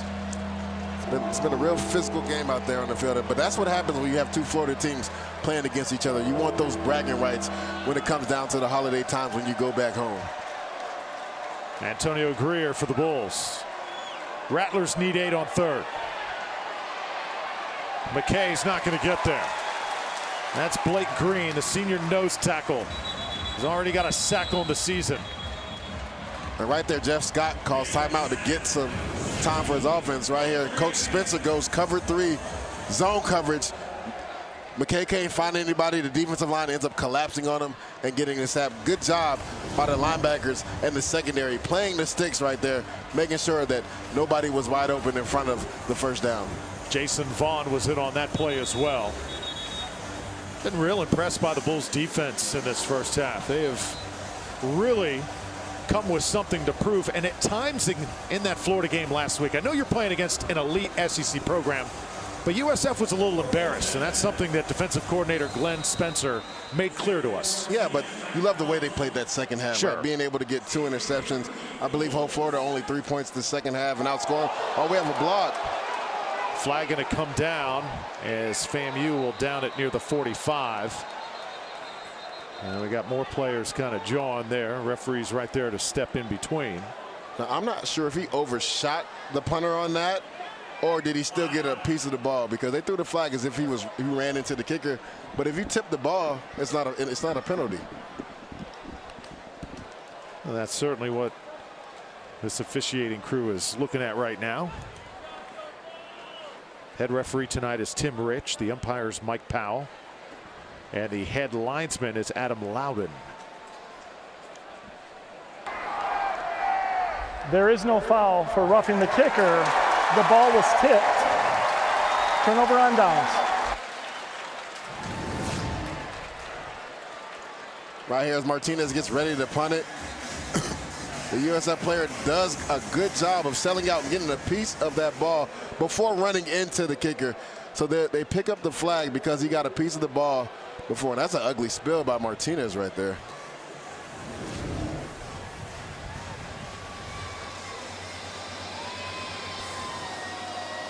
When you're the punter, you rarely get touched, but when you do, it's never pretty. Well, I mean, that's dangerous, right? Because Fadeau's already out. So if you lose your kicker and your punter for the game, like, where do you go if you're FAMU right now? It really tests the depth in the specialist department. South Florida has answered the bell so far. In fact, they've been pretty dominant in this first half. Safe to say, a 24-3 lead. Ligier, you surprised at all? I wouldn't say I'm surprised, right? Because this team really rallied around Timmy McClain. And he's not only just giving the offense, energy. He's giving the defense energy. He's giving the special teams energy. All 3 phases have made plays tonight for USF, and that's what Coach Jeff Scott really harped on. He wanted his team to come out with energy and execute, and they've done that for the most part. Besides that first drive and turning the ball over in the red zone, they played really well. Number one priority for the Bulls, play a clean game. It's been squeaky clean here in this first half. And again, McClain, the big story at quarterback. So 2:10 left to play before halftime. Once again, stay tuned. We got a fabulous halftime show coming for you, especially if you're a USF fan. You get to see all the cool things going on campus as the Board of Trustees approving an indoor performance facility. Now, just confirming, they actually took a review at the punt that was officially tipped, but that indoor performance facility, that's a big buzz. Lige, you know, that's almost a standard if you're a big-time college football program. It's coming to Bulls country. Yeah, definitely. And when you're in Florida, especially Tampa, you have issues with the weather all the time. So be able to have an indoor facility where you can practice, work out at, and not have to worry about the weather is a big-time thing. Right here at USF with Charlie Wise, they're in a almost two-minute situation at the 40-yard line. They're going to try to move this ball down the field. But if you're FAMU and you don't want this game to get out of hand, you have to come up with a big stop on defense right here. Bulls have it from the 41. First down, McClain, the fake. Plenty of time to throw. Wants it all. Incomplete. Was looking for his home run guy, Weaver, and he was covered very tightly. Courtney Cox running with him step for step. Yeah, and this is the area where teams like to take that shot around the 40-yard line. Right there, they go play action with the fake speed right here. And then he tries to hook up with his guy, Xavier Weaver, down the field. But Cox does a good job. Ooh, he might got there a little early, but I think that ball was uncatchable. He kind of threw it behind him right there, so I think that's why the refs let it play on. But Cox did get there just a little bit early. Second down. 21-point lead for South Florida, looking to add to it before halftime. McClain, the gunslinger. Ball is caught inside the 40, and Jimmy Horn getting some touches here. And you just see with each play, McClain gaining confidence. Yeah, FAMU goes with that quarter's defense again, keeps all the offensive players in front of them. Horn steps up, finds a void in that zone, and McClain hits him for a good quality first game. South Florida now needs 2. This could be 4-down territory here. Going to be taken down. It's going to be shy of a first down. Marquise Bell gets in once more. Now, if you're South Florida, you try and go for it here. I would actually take the points because you're up by 3 scores already. But it looks like they will go for that. And that was a good job by Marquise Bell. They send him on a safety blitz right there. And it was a quarterback power. But Bell gets McKay in the backfield and tackles him for a short gain. Now you have 4th and short, and looks like USF will go for it. I think they're going to try to just jump them off sides right here, though. Scott asking for some tempo. Now a man in motion. Bulls will go for it. Well-designed play. Dumped off. Oh, he lets it go. Mitchell Brinkman, the senior tight end, had a first down and a lot of room to run. And a nice play design by Charlie Wise Jr. right there. You go to fake zone with the split zone coming around. Brinkman is usually sure-handed. A veteran guy on his team was wide open. Probably would have had an explosive play right there if he just catches the ball, but he ends up dropping it. Right here, the fake split zone. You get Brinkman in the flat. He throws it to him, and he just simply drops it right there. That's a sure first down if he catches it and turns up the field for the first down. But that's a good stop from FAMU, aided by Brinkman dropping the ball right there.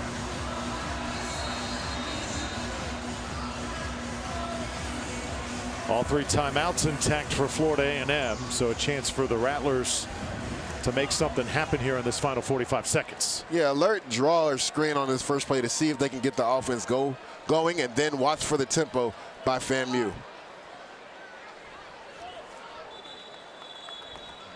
Officials will blow this dead and a false start coming up. Number 76, 5-yard penalty. It's first down. Lige, I'm going to ask you, if there is a play during a game that kind of sticks out, where you had it, you dropped it, or you had a quarterback in your grasp, you know you're going to hear about it in the film room, right, on Monday morning. Oh, no question. And you dread that as a player the next day. Going into that film room, knowing that you made a pivotal mistake that hurt your team. 1st and 15 now for McKay and the Rattler offense. Inconsistent in this first half. This is their go-to guy, Xavier Smith. They'll take it near the first down marker, pushed out there by Daquan Evans. Yeah, defensive coordinator Glenn Spencer is content on playing that soft zone and letting everything be caught in front of him right there. He was playing a soft zone. Xavier Smith runs an out route and gets a good positive gain. Most of that yardage back from that offsides on first down. Got 5 catches tonight, 54 yards. For Xavier Smith, hasn't had much help though. Rayshawn McKay trying to get this guy involved. Bishop Bonnet. No, they'll toss it out to the outside and let Chris Sanders do some work. He'll take it across midfield, and now you're starting to see them spread the wealth a little bit. Yeah, and FAMU calls a timeout right there. And honestly, if they had given that ball to Bishop Bonnet, it might have been an explosive play. But good job by Rayshawn McKay on that RPO, getting it out there on a screenplay and then getting positive yards. And FAMU was marching right here, trying to get points right before half. This FAMU roster mentioned how they did not play football in 2020 because of COVID. You know, that was a hot transfer time. That portal was absolutely jumping. 21 guys transferred into the Rattler football program. Only one guy left, and that's a huge sign that things are going really well right now in Tallahassee. And that shows you what type of coach and coaching staff FAMU has, right? They end up getting 21 transfers, but only one guy wants to leave their program after not playing for a whole year. So that proves that the players really buy into Willie Simmons and what he's preaching. Last time they were on the field, they won the HBCU National Championship and went 9-2. So this is a program that's on the uprise, and these players believe in it. The past year has been really the hottest time for that transfer portal. So these coaches not just recruiting high school players, they're recruiting guys they maybe missed on coming out of high school that have gone to other programs and are perhaps a little unsettled. Yeah, the transfer portal, it's been insane. I think there was a record number of players in it this last year with the COVID year. Kids changing teams from going across the country to staying in the same state. First down now. McKay just lofts it up, and he's going to throw it incomplete. Tried to get out of trouble that time, and that just the safe throw to kill it down. And I like some confusion on the offensive line because the center stopped the ball, but nobody else on the offensive line really moved there. And McKay does a really good job escaping to the right and just throwing away the ball. J. Jackson Williams right there, number 70, a Florida State transfer. Had very little time on the field, though. He is getting some much-needed reps. Yeah, we talked about that, the transfer portal and all these transfers coming in from FAMU and making immediate impacts. McKay switches up the play. Bishop Bonnet is the running back. 25 seconds left to play in this first half. Throw it near side. It's incomplete. And coming was Brock Nichols, as again Xavier Smith, the intended receiver. Yeah, McKay let that ball get away from him. They were in cover 3 again, USF, right there. And if he hits his back foot and lets that ball go on that out route, you get positive gain right there for Xavier Smith. Instead, you throw an incomplete pass. Now you're in 3rd and long. Third down story tonight. And it's been a big story. Yeah, FAMU not completing any passes on 3rd down, not even getting any first downs on 3rd down. They are 0 for 7 today on 3rd down. Bonnet, can he do something on the outside? No, this Bulls defense running the football tonight. As number 13, Tramel Logan, along with Thad Mangum teaming up. Yeah, and I'm surprised by the call right there. Maybe they were thinking if Bishop Bonnet on this stretch play could maybe break something and get about 5 or 6 yards, they were going to go for it on 4th down. But USF does a really good job stretching that play out and then everybody rallying to the football to tackle Bonnet. There's Glenn Spencer, 57-year-old defensive coordinator for South Florida. Had the tenure at FAU, also a lot of years at Oklahoma State. He challenged his team this week. Yeah, and we really enjoyed talking to him. He said we just need to really go out here and get a win. And he talked about the injuries in the secondary and how some of these young players, they don't know what they don't know and how they have to be elevated into starting position and being able to be ready to play on game day. So the thing is, he's like, we're going to coach these young guys hard, but we're going to love them up on Saturday and get them ready to play. Yep. Emphasized, we're not going to be judged by our first 2 games. Got plenty of football to play, but we can't make the same mistakes over and over. It looks like FAMU will trot their offense back out on the field and go for it on 4th down.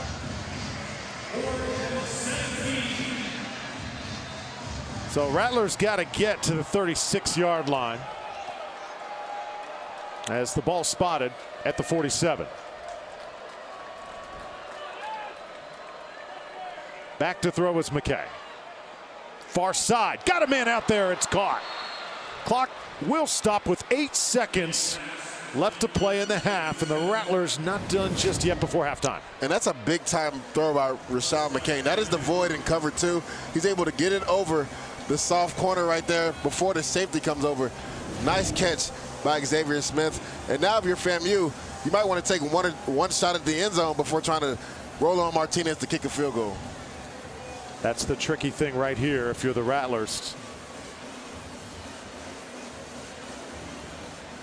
Gotta either throw it towards the sideline, have to have a play that stops the clock here to make sure you have one final one.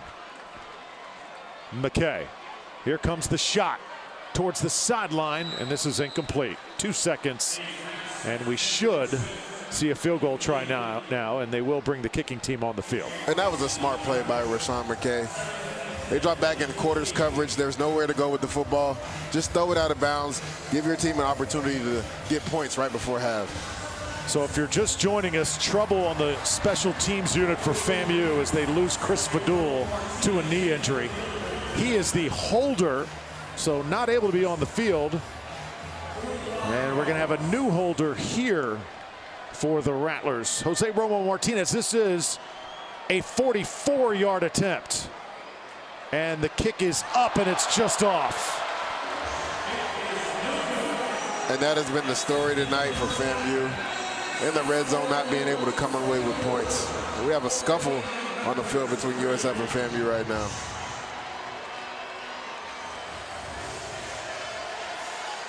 Frustrating first half for the Rattlers. Meanwhile, USF playing their best half of the year. 24-3, halftime in Tampa.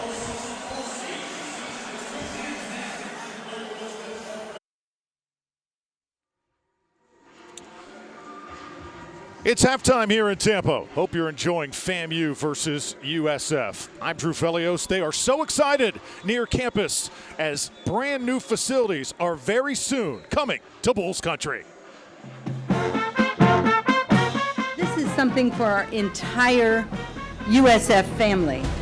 And after several years of being in the planning process, today our commitment becomes reality. I want everyone here to know we are just getting started. And thanks to the vital support of our alumni and our generous donors and the longtime USF Bull enthusiasts, we have much to celebrate today. In order to make a vision become a reality, you have to take action. Today is sending a message that we are taking action, that we are building, that we are striving for this university and this athletic program and this football team to be the very best that we can be. With Michael Kelly as our athletic director and with Coach Scott, I have the fullest confidence that the best days are ahead of us. The time is now, and I'm just excited because I know that we have the right leadership in place to take us to that next level.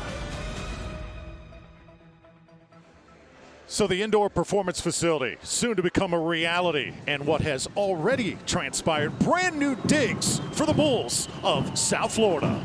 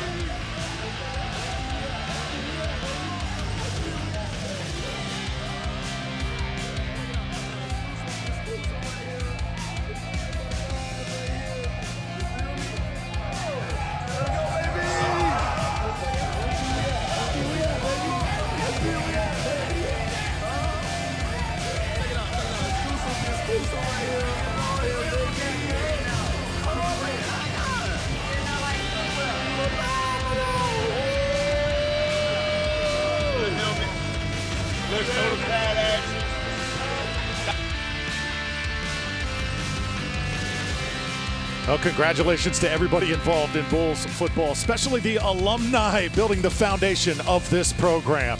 It's halftime in Tampa. FAMU and South Florida will have much more from Raymond James Stadium in just a moment.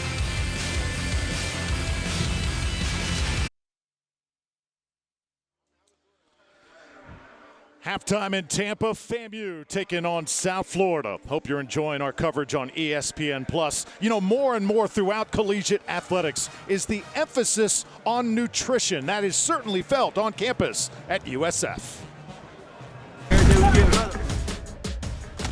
The players can understand why nutrition is important and how it's going to impact them for their performance. They're more likely to buy into it. Carbs are taboo in normal society, but for athletes, they really need carbohydrates for performance. So I'm constantly educating, whether I'm out at practice and it's like a 5-minute educational, or I'm in the dining facility and I'm helping them make a plate or something like that. Education is always the biggest factor. Popsicles, the pickles, pickle juice, fruit cups, all these things to make sure that they're either, it's for hydration, it's for electrolytes, it's for quick energy in the middle, and then post-practice, again, I'm setting them up for success. If I'm recommending that you're having XYZ, I'm making sure that XYZ is available to you at that time. For example, last night they got a post-lift snack that was never there before, but Coach Scott was like, I want to feed these guys, and so I jumped on it. If you're gonna give me the chance to feed them, I'm gonna feed them. Traveling can be a new challenge, not just for me on my end, but also for the players. So from a nutrition aspect, if you're flying, you actually can become dehydrated while flying. So educating the players to be drinking water on their flight. And then from my perspective, making sure that everything that I do here is replicated on away games. So working with those hotels, walking line by line through the menus and making sure they understand, you know, I want a fresh fruit cup. You know, all the little tiny things that the players come to expect, I always make sure that it's mirrored on the road. The biggest thing is helping them be their best on the field. And recently, 2 different athletic teams got together, and sort of an unlikely pairing. The women's soccer team and the football team. A little PK contest went down, and here is what happened. Awesome to see everybody compete and compete together. One thing that we talk about within our football program and the culture that we want to have is everyone must have a genuine appreciation for each other. That's the vision. That's what I see happening here. I hope that this today and us coming to the games, I know y'all will be there to support our guys this fall as well. I hope that becomes contagious throughout our athletic department and all the other teams. Abby Ritter with the Bulls Club started something some of our players may not know, but it's called the Stampede for Women. But this fund was created to help empower all of our female student athletes here at South Florida, all right, and help provide scholarships, capital projects, facilities on behalf of our football team, all of our players and coaches. All right, we've decided at South Florida football that we're going to make a $10,000 donation to our Stampede for Women.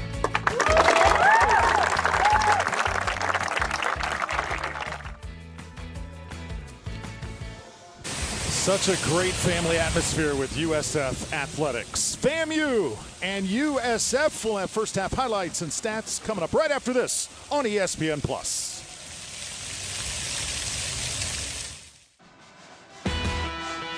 Well, these bands putting on quite a show here at the half from Raymond James Stadium, 24-3. South Florida Bulls lead the Florida A&M Rattlers. So excited you're spending your evening with us. Drew Felios, Lige Douzable, the former UCF Knight and New York Jet. So Bulls lead by 3 touchdowns. What's the biggest surprise for you after the first half? It has to be Timmy McClain to know how well he's played and how he's had this offense moving, not just doing it with his legs, but his arms. And that was what the coaching staff was really excited about with him, right? They said he had a lively arm. He's throwing the ball down the field, really hooking up, has a real rapport with Xavier Weaver. But then adversity on the FAMU side, them not being able to score points in the red zone. Rayshawn McKay, good start for the Rattlers. They forced the turnover. They're moving the ball down the field, and they've got UCF on their heels for a while. Yeah, he had a real rapport with Xavier Smith that first half. They moved the ball with ease in that first half. And then Martinez boots a 49-yard field goal. Big field goal by Jose Romo Martinez, but it'd be the last one held by Chris Fadul because his holder would go down, and that would be a big turning point in this game. Meanwhile, USF back to work, and Timmy McClain has been awesome. And you see it right here, Timmy McClain in the open field. He's so dynamic with his legs, a guy that's hard to tackle in space. And right here, getting hit, throwing it up to Xavier Weaver, him climbing the ladder, coming down with a 50-50 jump ball catch.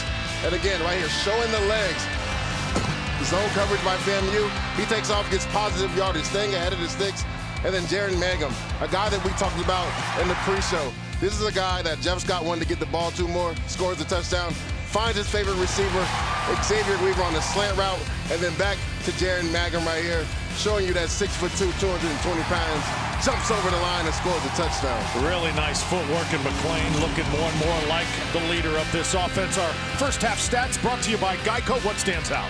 Glaring is the 0 for 8 on third down for FAMU. You cannot get points if you cannot continue to drive the ball and not get first downs on third down. So that is something that Coach Willie Simmons has to fix in the second half. 131 rush yards for the Bulls, a great sign. First half stats brought to you by Geico, and we are back to Tampa with the second half in a moment.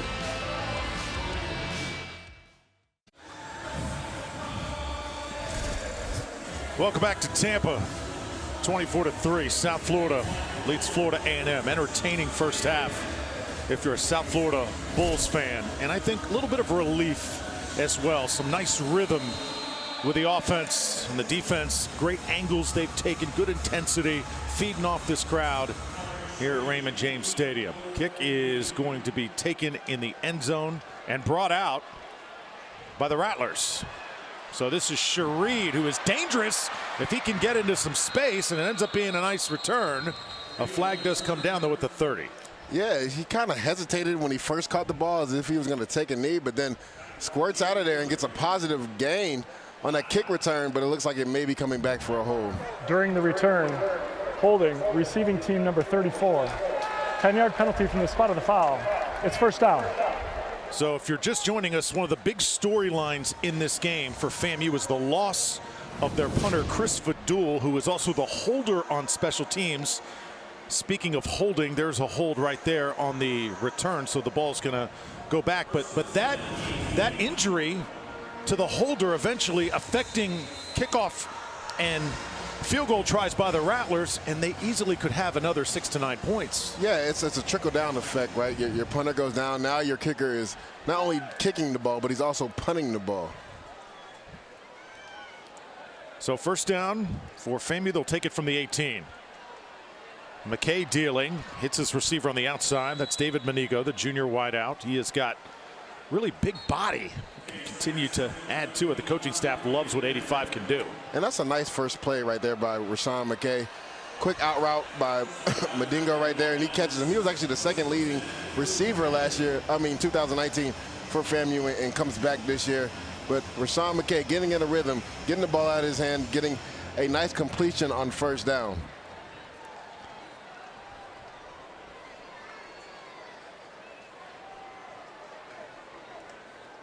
First down, Rattlers.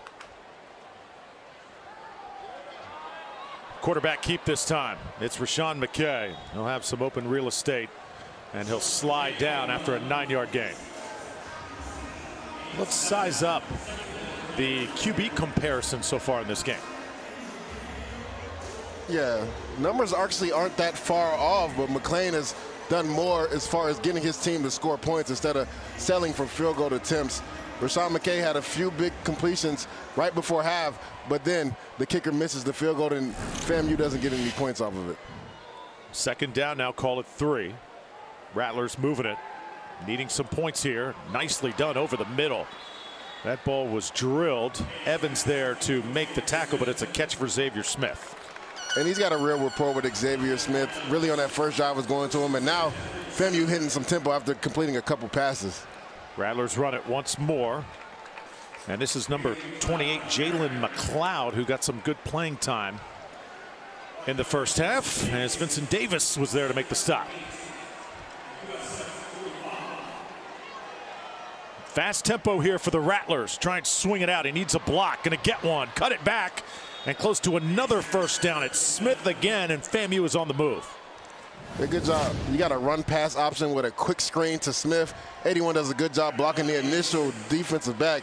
And if Xavier Smith can get up out of that tackle, he's one-on-one right there with Hill in the open field, and he might win that race to the end zone. Need about a foot here to get a first down, and they're going to get it on that far side and get out of bounds as well, as right now they are feeding their stud wide receiver, Xavier Smith. Seems to be the theme coming out at halftime. Get your star playmaker the football, and that is exactly what Rashawn McKay has been doing on this drive. McKay, pump fakes. He'll go short. So FAMU with those dink passes. Smith again. And he's taken down by Jason Vaughn, the sophomore defensive tackle. Smith will have a break. And Jason Vaughn does a really good job tackling Smith in space on that quick screen. They were in cover 3. He was able to get out to the sideline and tackle and bring Xavier Smith down, which is no easy feat because he's an athletic player. Several substitutions right now, Lige. You see so many guys coming on and off the field. If you're FAMU, I would continue using the tempo versus USF because it was working on your first couple plays, and you're moving the ball with ease right now.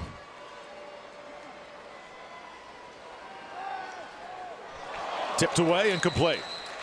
Do it a little bit hard.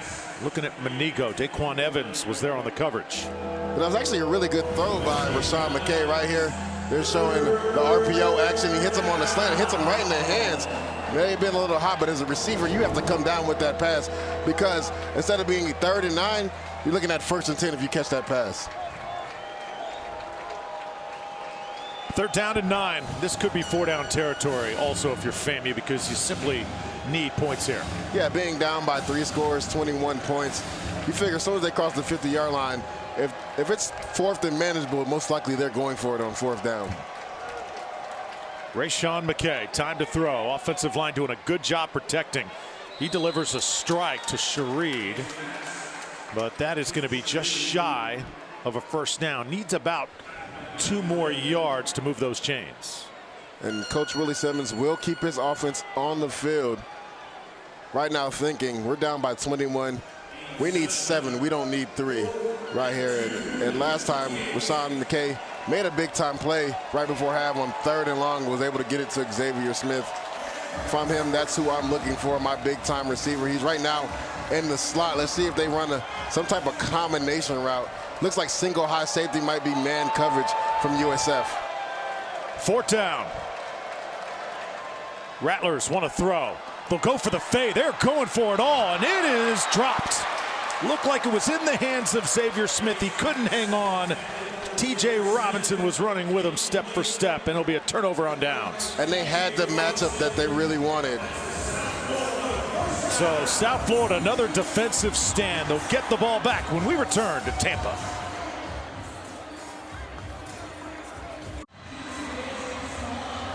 (24-3) USF, and a tremendous play by the Bulls defense before the break. Yeah, right here you got man coverage on the outside. T.J. Robinson on Xavier Smith. You can't ask for a better pass from Rashawn McKay. But T.J. Robinson on this backfield, watch this play right here. He attacks the ball and knocks it out of Xavier Smith's hand.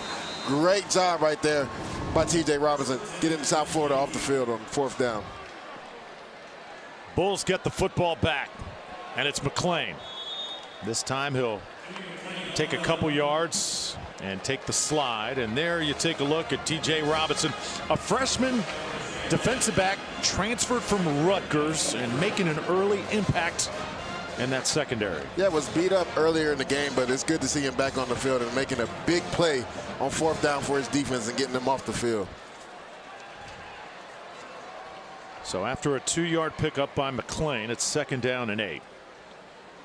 Comfortable lead for USF, but they do not want to leave any openings for this hungry FAMU bunch. And how about this? Tell you what, Xavier Weaver playing like a man on a mission tonight. Yeah, FAMU switches up their defense right there. They try to disguise and go cover 1, but it was cover 3. Weaver stops in the zone right there and then makes an open field move and gets positive yardage and gets a 1st down on that little pitch and catch.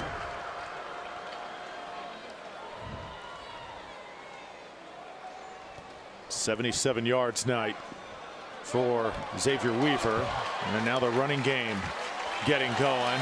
Oh, that is hard running. Crowd loving it here at Raymond James Stadium. That's number 3, Kelly Joyner, the sophomore. Right here on this zone stretch play, the offensive line does a great job getting to the 2nd level of the linebackers. Kelly Joyner running physical at the end of that run, getting a few extra yards and a 1st down for USF.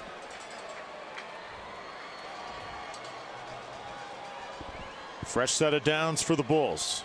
Once again on the move, trying to wear down this FAMU defense. McClain, this time going to go down, was pressured, and he got it from Isaiah Lang.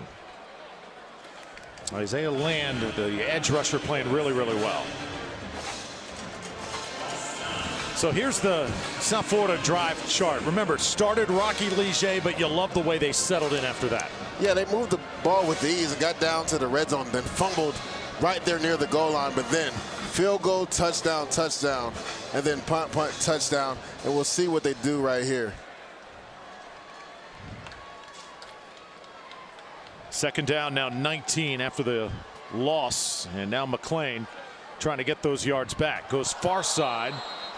Seen a lot of drops tonight as Yusuf Terry, the sophomore, can't hang on. Yeah, the play action pass right there off the zone look, and Yusuf Terry stops short. He saw that the DB was in zone coverage, was on his toes, stops in that zone. Great pass from Timmy McClain, but Yusuf ends up dropping it right there.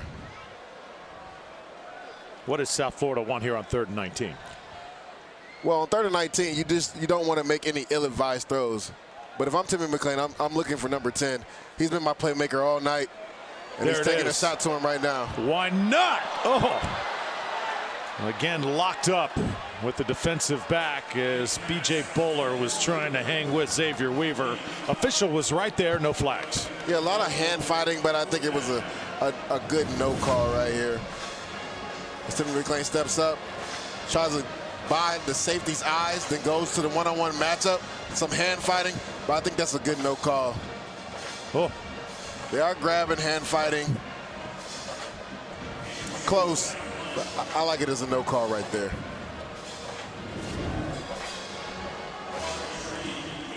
Shareed back to receive for FAMU.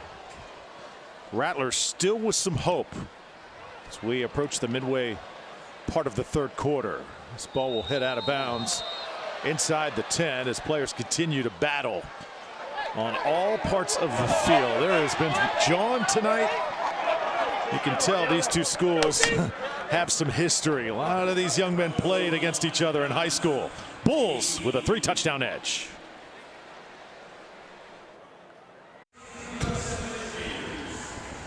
It's an American football triple header next Saturday, starting with Memphis hosting UTSA at 3:30 on ESPNU, and then 7 Eastern time. Conference play kicks off Navy and Houston on the U, and then Ender Day with USF heading out west to Provo to take on BYU 10:15 Eastern time on the ESPN family of networks. Drew Felios, Lige Duzable. Thrilled to have you with us tonight from Tampa. FAMU trying to rev up their offense. There's McKay delivering a beauty. Up to the 35-yard line, Manigo, the receiver, and the Rattlers trying to get it going. They call USF in single high safety man coverage. Manigo runs a drag route. McKay throws a good pass to him for a positive gain on 1st down. Now Bishop Bonnet tries to get to the outside, and he's been the guy who's been somewhat neutralized by the speed of the South Florida defense. Daquan Evans riding him out of bounds. Right here, play action pass with Rashawn McKay. Steps up, sees Manigo on this in route, drag route, and hits him right on the numbers and gets a positive gain on 1st down. Talking about that USF run defense, they've done a really good job after giving up over 300 yards rushing versus Florida last week. That was a big emphasis for defensive coordinator Glenn Spencer. He said a lot of it was misfits and guys with bad eyes not being in the right position to make plays. Xavier Smith in motion, and now they're going to come back to him. Trying to get a block. He runs right through a couple tacklers. Great effort, and ridden down by TJ Robinson. Yeah, Xavier Smith and Manigo have been the two guys in the second half that Rashawn McKay is getting the ball to in space. Right here, the fake zone play. Then you throw out the quick screen. Good blocking on the edge right by Manigo right there. And then physical running by Xavier Smith to get a 1st down. Take a look at that FAMU offensive line. Jalen Brayboy, number 78, 77. Also in the game, Keenan Forbes, All-American potential, and 76, Cam Coven right there at right tackle. 1st down Rattlers. Another run set up, and it is a low. Jalen McLeod picks up 10 more. Say one thing though about the Bulls defense thus far. They've kept everything in front of them tonight, Lige. Yeah, and that was a big issue for them in Florida, right? There was guys that were running scot-free in the secondary wide open, but that is something that defensive coordinator Glenn Spencer really harped on. He wanted guys to play with better eye discipline, knowing where your keys were at. And then we haven't seen a lot of missed tackles. They had a lot of missed tackles with Florida last week. Run it once more. And all of a sudden, number 28 becoming that go-to guy. That's Jalen McLeod again. And guess what? A broadcaster's nightmare. His name not on the depth chart or even on the roster card here tonight. And he's definitely been that back that they've been using most of this second half. And parts of the second quarter, there was times where they used him for 4 or 5 plays straight. Continuing to feed him. He has got a really, really powerful frame. He'll pick up 4. Call it 3 as they'll mark the football at the 33. So a good-looking drive here for FAMU. Well, we talked about FAMU not really establishing the run, but the last 3 or 4 plays, they have established this run. This offensive line has done a good job, and also some misdirection runs to keep USF off balance. They've gotten some positive yardage, but the issue with FAMU is they've driven the ball. They're just coming away with no points. Can they finally come away with some points on this drive here? Willie Simmons, head coach of the Rattlers, says which team plays the hardest and the smartest will win tonight. Right now, it's USF. Rattlers going for it all. And again, they had their man out there, Xavier Smith, just a few feet ahead of him. They had him right here on this corner route, but the pressure off the edges makes Rashad McCain step up, and he overthrows Xavier Smith. That was the big play that FAMU was looking for right there. Third down here. If you're FAMU again, what's the goal? I mean, obviously you want to take a shot, but you want to keep your offense on the field too. You want to move the chains. They have yet to get a first down on third down yet. So they want to be able to move the chains because they have struggled on third down today. Looks like man coverage. Needs 7. And give it to the running back, and it is there. First down and more. This is going to be a touchdown. Terrell Jennings into the end zone, and the Rattlers are hanging around. And something so subtle right there. They motioned Xavier Smith to show that it was man coverage, single high safety. So they checked to the zone play, right? That means that's one-on-one with the safety and the running back in the hole.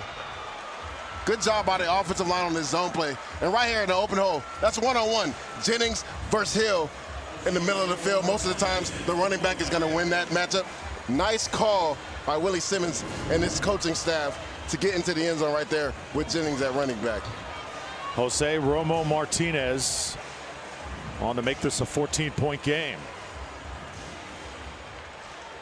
So just when you thought FAMU was perhaps going to go away, the Rattlers say, we're here to play. And I love the fact that they didn't abandon the run game. Being down by 3 scores, they continue to run the ball, and it paid dividends for them right there.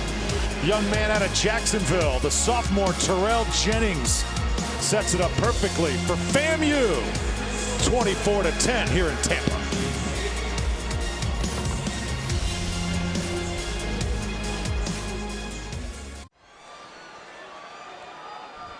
Florida A&M, just like that, back in this football game as Terrell Jennings races to the end zone, and it's a 14-point game. And it's amazing what happens when you convert on third down, right? You have an opportunity to score points right there on 3rd and 8. Good job by motioning Xavier Smith to undress the coverage, single high man coverage. Then you run a zone play with Jennings. You get a one-on-one with Hill in the open field. He wins that matchup and scoots into the end zone for 6. So let's see if the Bulls have an answer. Saw Brian Batty back to receive it for South Florida. He'll take it at the 6-yard line. Good coverage. Good pursuit by FAMU's special teams unit. Rattlers right now swing a little momentum in their favor. And if you're Jeff Scott, you got to be a little bit worried because you had a chance for the knockout blow, and you let FAMU stay in the game, and now they have confidence.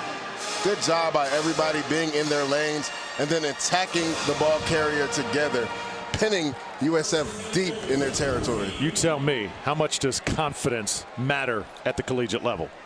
It's immense. It's huge because if you're a FAMU team, FCS, you're down by 21 and a half. You come out and score a touchdown. Your defense has been playing well this second half. You can get another stop and then go on to score.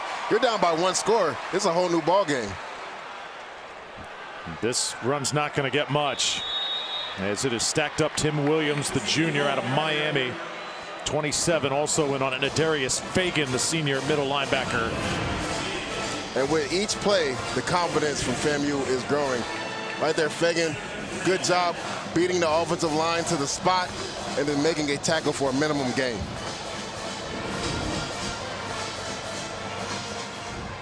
Second down. Right now, FAMU's playing off like they'll be maybe in cover 3 coverage right here, bringing a blitz off the edge. McClain under pressure, gets out of it, unloads to his tight end. Brinkman will make the catch this time, and he keeps on going. So this is the guy who had that key drop in the first half. He hangs on to this one and gets a key first down. And makes an atonement. And FAMU actually had the perfect call. Marquise Bell usually doesn't miss any plays like this, but Brinkman goes into the flat, atones for that drop pass earlier, evades the defender, and then gets a first down. Bulls now with some new life offensively. It's just a play here or there. Brian Batty, the freshman, once again working. He is tough to tackle. He's small. He's elusive. He runs behind those big offensive linemen. He's tough to locate. Yeah, he can get lost behind that offensive line. And right there, even though he's small, showing that he can run with some power, was able to evade 1 or 2 FAMU defenders and get a positive gain on first down. Manageable 2nd and 4 here. 3:18 left to play here in the third quarter, and it's Batty again. He'll get to the outside. Eludes another tackler. Batty to the 25-yard line as the crowd comes alive here at Raymond James. And this is a good job by the offensive line up front on this stretch zone play. About 91 gets cut off right there. He gets 2 gaps. You cannot do that. He gets cut off by the offensive tackle, and then that's just Batty on the outside. And then Marquise Bell with another missed tackle. Usually that doesn't happen. And then Batty just running physical, evading defenders, picking up positive yardage for USF. Now the big back, Mangum, back in the game for South Florida. There's the numbers on Batty. Toss it right side. Ball was nearly deflected. Instead, it's Dollison's turn. Down the sidelines, they're going to say he's out of bounds at the 10-yard line. And that was a nice check by Timmy McClain. That was supposed to be a run play, but he saw how far the defensive back was off. So he throws a quick smoke route, gets him in space, and then it's just off to the races, using that speed. And steps out right there, but still gets positive gain, a first down. And this USF offense is moving, and this is a nice answer after FAMU just scored. Gonna blow this one dead here. And timeout going to be called. I believe it was the Bulls. First charge timeout, South Florida. 30 seconds. So a critical drive here for Jeff Scott's offense as they able to keep that clock running, and right now that rhythm has come back. And you talk about a game of inches, right? On that first play, FAMU does a really good job stacking up the run, and on the second play on the bootleg with Timmy McClain, Marquise Bell is unblocked, comes off the edge. Perfect play call on defense, misses the tackle. Brinkman catches the pass in the flat, gets a first down, and then you get out leverage on defense on the run with Beatty right there. The defensive end gets caved inside, gets 2 gap, gets knocked all the way to the B gap, sets a short edge for Beatty, and he makes an explosive runs. Right here, Marquise Bell is coming off the edge, and he gets too far down inside, and Timmy McClain is able, with his athletic ability, to throw it to Brinkman right there. Then we have another missed tackle right here, and Brinkman gets the first down. But it's a game of inches, because right there, if Marquise Bell gets that sack, you're looking at 3rd and probably 20. So first down for the Bulls. South Florida trying to set up the run on that left side. It's the big man, Mangum, into the end zone. Touchdown, USF.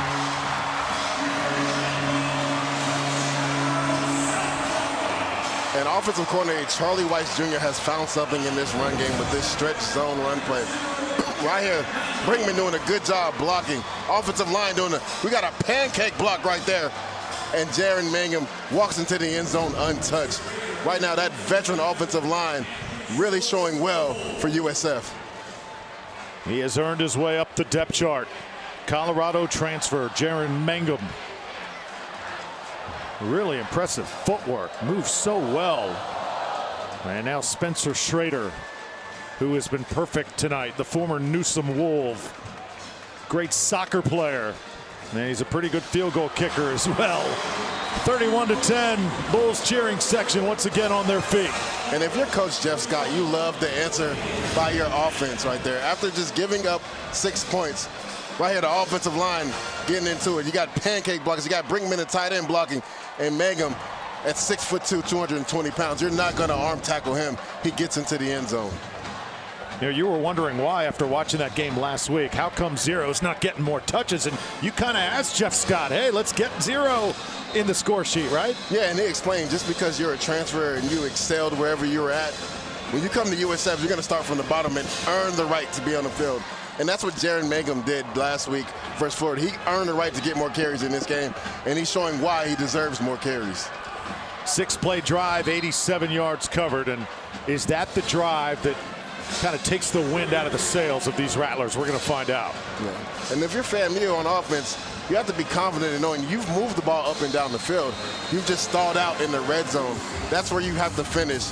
But that is a big drive by this USF offense. I know Jeff Scott is ecstatic that his offense was able to go out there and score some points after their defense just gave up 7. Ball taken from the goal line.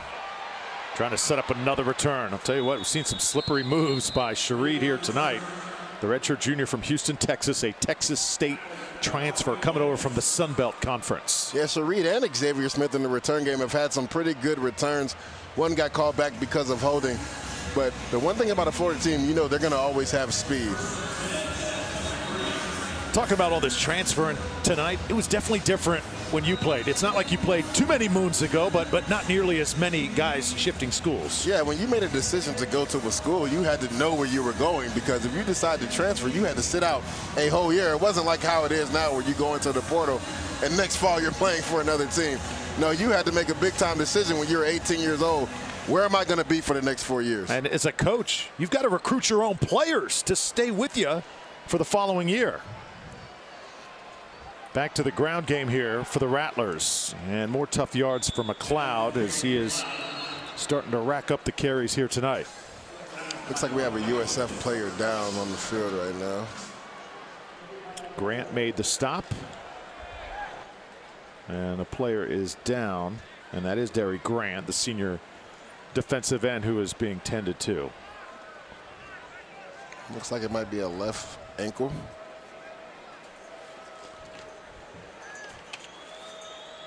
So South Florida hoping to not lose a player here. Grant, let's see him trailing. Again behind the play. Right there he got kicked, looked like on the inside part of his knee. Yeah, we'll have a nice little mark, Charlie Horse. Hopefully it's just a bruise and he'll be able to shake that off, but not really putting any weight on that left leg as they bring him off the field.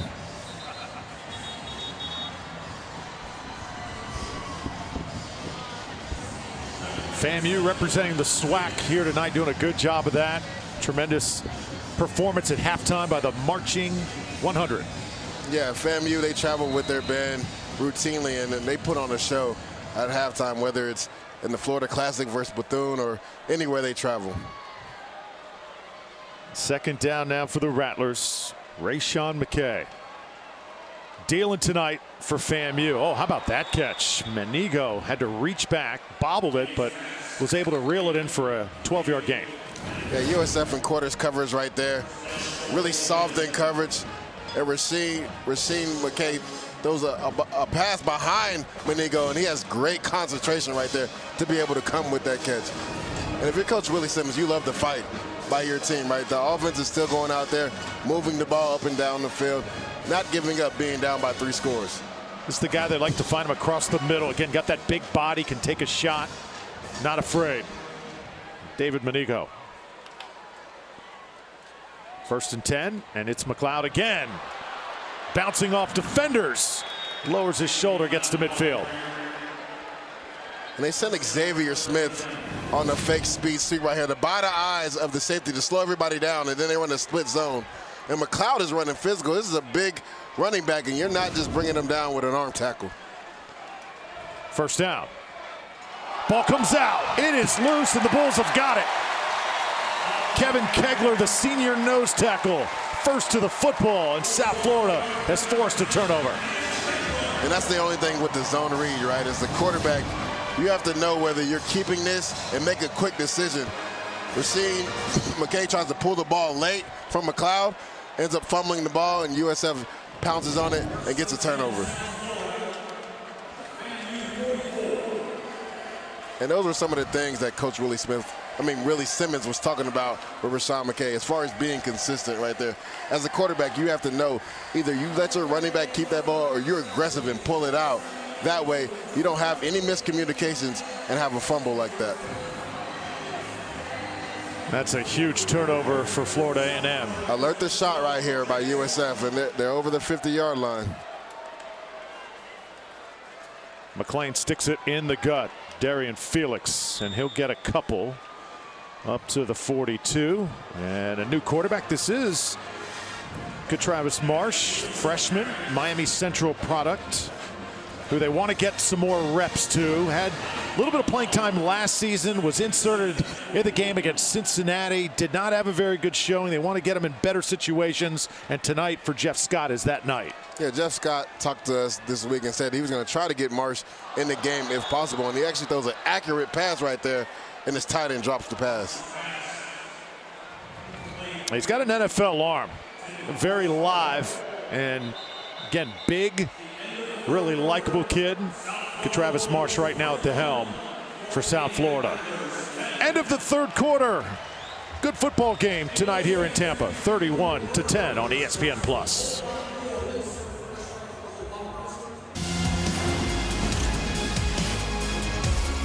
College football Saturday night in Tampa. 3-touchdown lead for the South Florida Bulls over the Florida A&M Rattlers. Trufelios Lige-Duzable. In the fourth quarter we go. Bulls have got the football, and we've got a change at quarterback. So Cover zero looks like, oh, free play. Ooh, flags will come down before.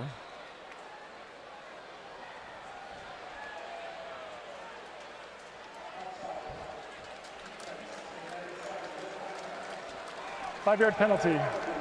Third down. So it's 31-10, Lige. I got to ask you, you're a little surprised Marsh is the quarterback. I mean, this game's still not in the books if you're USF. Yeah, 21 points is not out of hand as far as FAMU coming back. And you would think with Timmy McLean being a young quarterback, these are invaluable reps. But we talked to Jeff Scott, and he said he wanted to get Marsh some reps. So maybe he feels that at 21 points. Because that's what happens right there. Ball on the ground, and now FAMU nearly getting it back there. Isaiah Land comes in hard for the Rattlers. A near disaster. Yeah, and we have a new quarterback as far as quarterback and running back exchange. It feels a little bit different. So right there, we saw that Marsh, I believe that was Felix, weren't on the same page as who should keep the ball and who should get it right there. It looks like he was maybe going to give it to the receiver, Donaldson, on the speed sweep, but miscommunication, and then a potential big play for FAMU had they ain't got it. But Felix was on the spot and was able to recover the fumble. So now punting situation for the Bulls.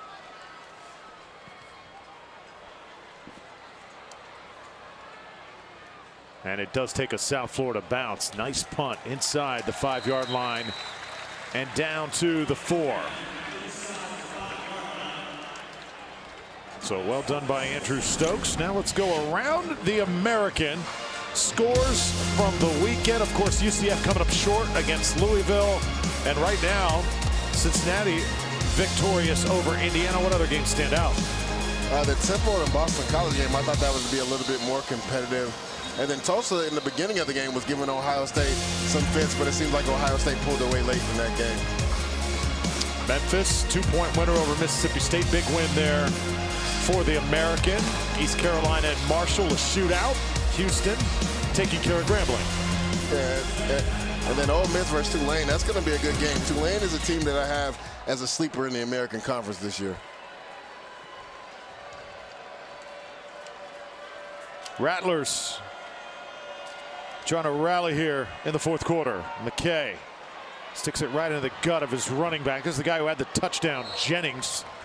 As he barrels up to the 20-yard line, Matthew Hill made the tackle for South Florida. It'll be a first down. And they motion to a tight split right there. And Nixon, 88, comes around, does a good job blocking right there. And they get a good positive gain on first down. He's a load to take down. McLeod is, well, that's actually Jennings at running back, is a load to take down. And Hill felt the brunt of that hit right there. Nick Dixon, the junior. That ball tipped and knocked down. Incomplete. As that Bulls front continues to be active here tonight. Let's take one more look at the blitz. They come with a blitz and they have a screen and a slant behind that. But Rashawn McKay is not able to get the ball around the defender right there. USF does a good job getting his hand on the Bellamy does a good job getting his hand on the ball right there.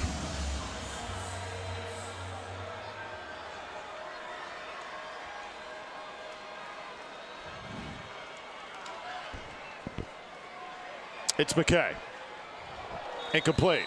Dangerous throw that time, trying to toss it towards the sidelines. FAMU's got to go 81 yards here for a touchdown. Long way to go.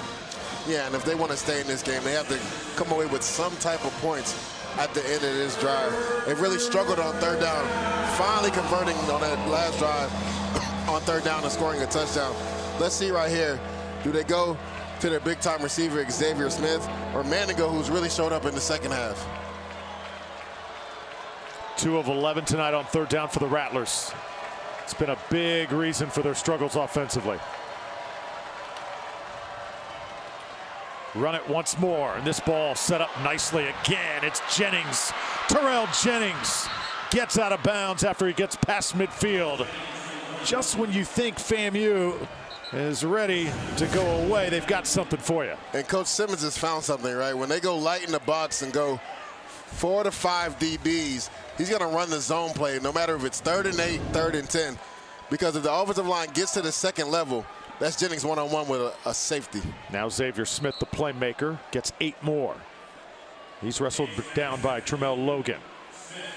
Tell you what, if they get a touchdown here, still very much in reach. Absolutely nothing to lose, too, if you're the Rattlers. Definitely. We have a player down right now.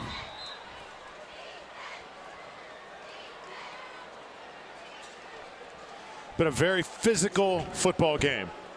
Right now, Nick Dixon will get looked at by the FAMU staff.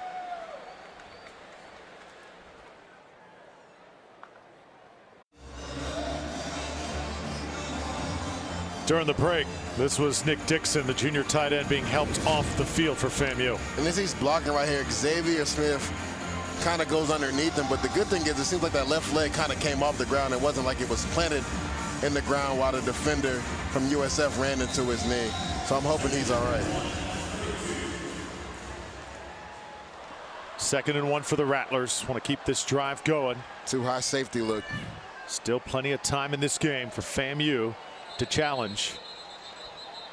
As this one's going to be blown dead. The flag came out late. That play was well underway. Looks like a false start. False start. Offense number 51. 5-yard penalty. It's still 2nd down. And right there, FAMU was setting up the screen and go. They had been running the screen to Xavier Smith so many times. Right there, the inside receiver was faking the block, and then he was going to go on the go route. That's Kamari Thompson, backup offensive lineman. So from a 2nd and 1, you go to 2nd and 6 now.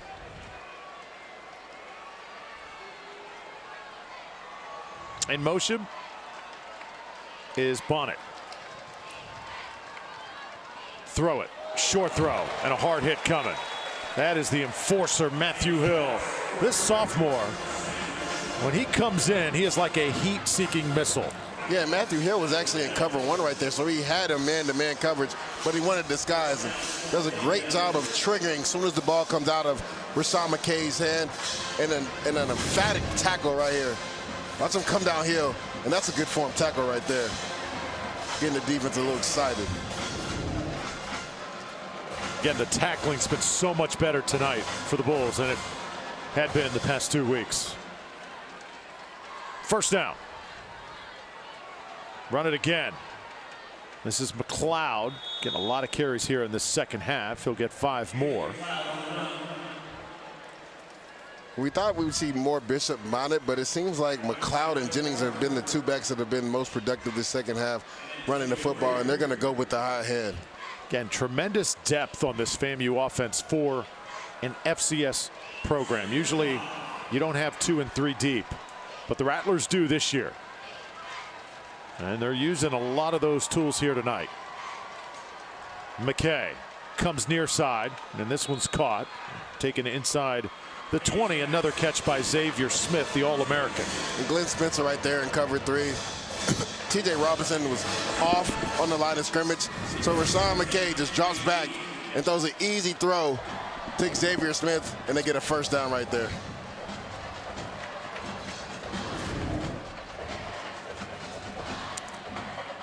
And with a 3-score lead, it seems like Glenn Spencer is comfortable playing soft zone coverage. Right here, giving a single high safety look, though. Will he bring some pressure? 14 catches for Xavier Smith tonight. And a misread there as he went up and the pass went out. Incomplete, but still 14 balls, 130 yards.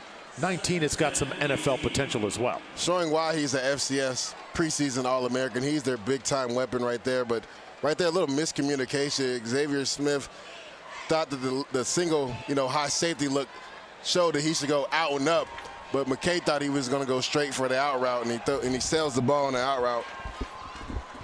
This hasn't been a problem for FAMU moving the ball up and down the field. The problem is when they get in this area in the red zone, not being able to come away with points, 2 missed field goals, and then they also have a fumble. Hand it off. It's McLeod sidestepping and takes it to the 15. Yeah, that red zone, Coach Willie Simmons calls the compete zone. We got to win that compete zone, he told us earlier this week, and that has not been the case here tonight. Willie, of course, former quarterback at Clemson. He was a legend in high school. Quincy Shanks High School. I used to work in Tallahassee in that market. This guy's name as a high school athlete, legendary in that area. Yeah, highly recruited quarterback. There's a reason why he went to Clemson to play quarterback. And right now he wants to see his offense go out there and come away with 6, not a field goal attempt. And I believe at this stage in the game, no matter what they do on 3rd down, if they don't get it, they're going for it on 4th. Timeout. Give FAMU some time to think about it here.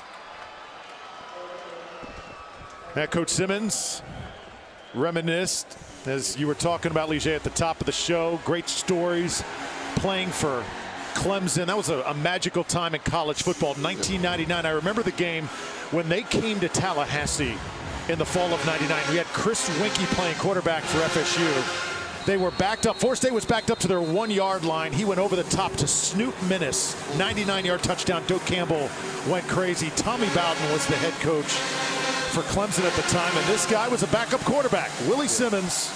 And to see his legacy carry on, and now Coach Scott, who was a wide receiver on that Clemson team, coaching South Florida. It's incredible how time flies and the names continue to contribute to the game. Yeah, small world, right? The coaching connection, you see it right there on the screen. Coach Willie Simmons and Jeff Scott playing together at Clemson and now coaching against each other on Saturday night. 3rd down.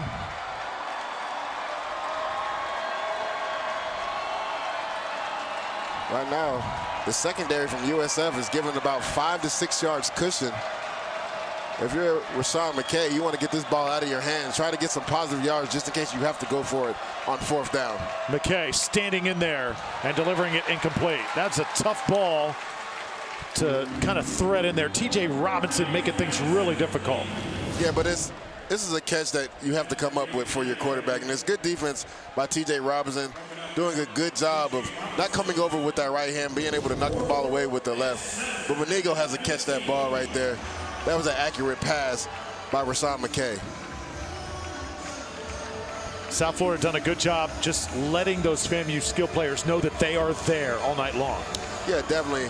Haven't been away from them that much distance besides the soft zone coverage that we've seen.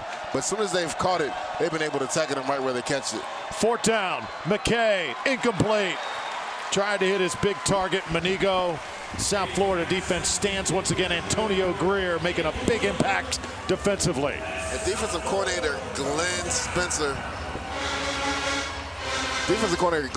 decides to switch it up and go man coverage and blitz with Antonio Greer on the B gap. And 4th down, USF gets off the field.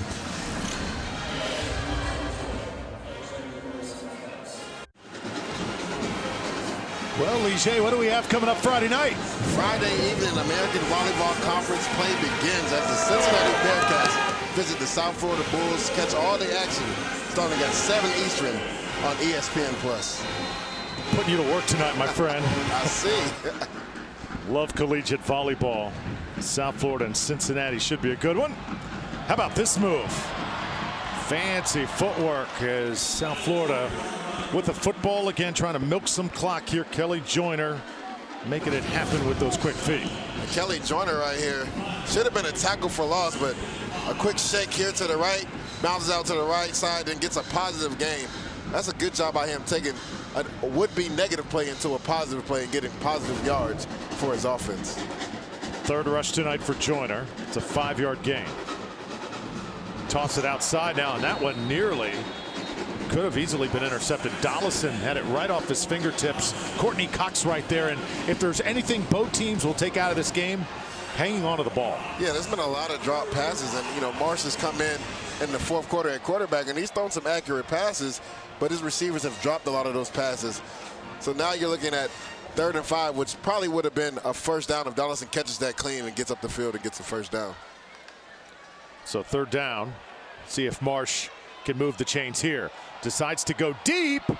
Ball was delivered in a pretty good spot. Trying to come back to it was Dollison, but falls incomplete. Yeah, he kind of underthrew that pass right there. Tried to get Dollison on the outside in one-on-one matchup.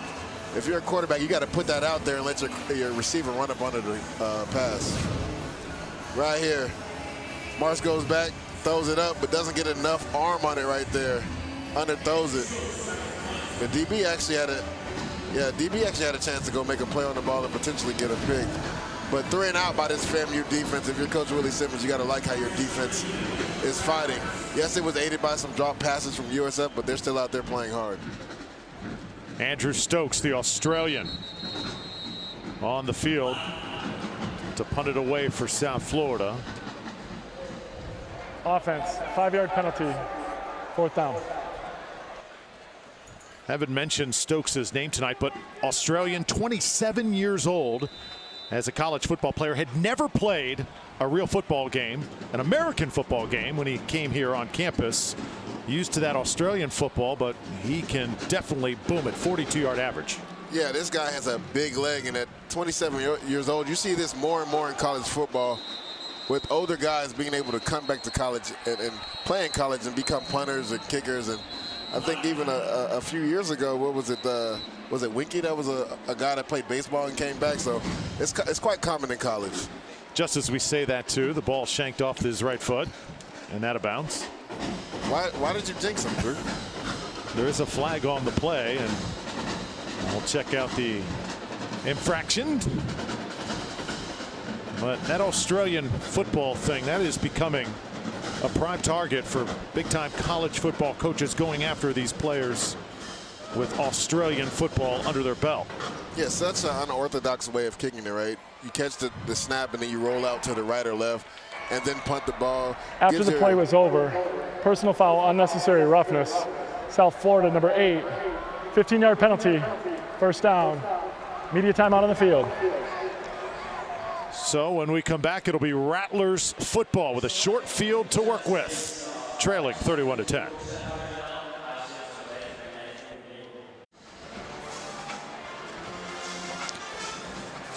Florida A&M, they come up on the short end tonight, still lots to look forward to in 2021. Yeah, they have to fix their red zone issues on offense, because if they had done that in week 1 versus Jackson State, they would have won that game. But they're picked number 2 in the preseason polls in the SWAC. But that game at the end is the big game, right? Versus Bethune, haven't beat them in. Rayshawn McKay hands this one off. This play not going to do much, going to lose a yard and a half.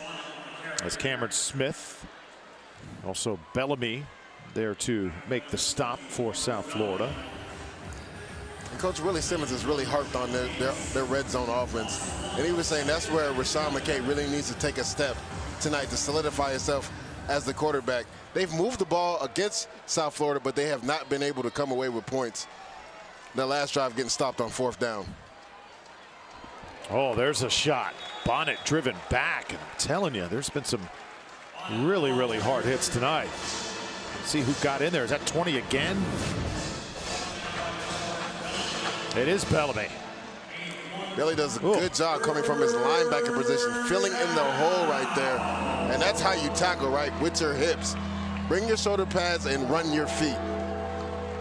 Sophomore out of DeLand, making his presence felt. 220 pounds. That's impressive. He's definitely going to get more playing time. McKay takes a shot as he delivers it. Manigo's going to make the grab. First down, Rattlers inside the 10. It'll be 1st and goal.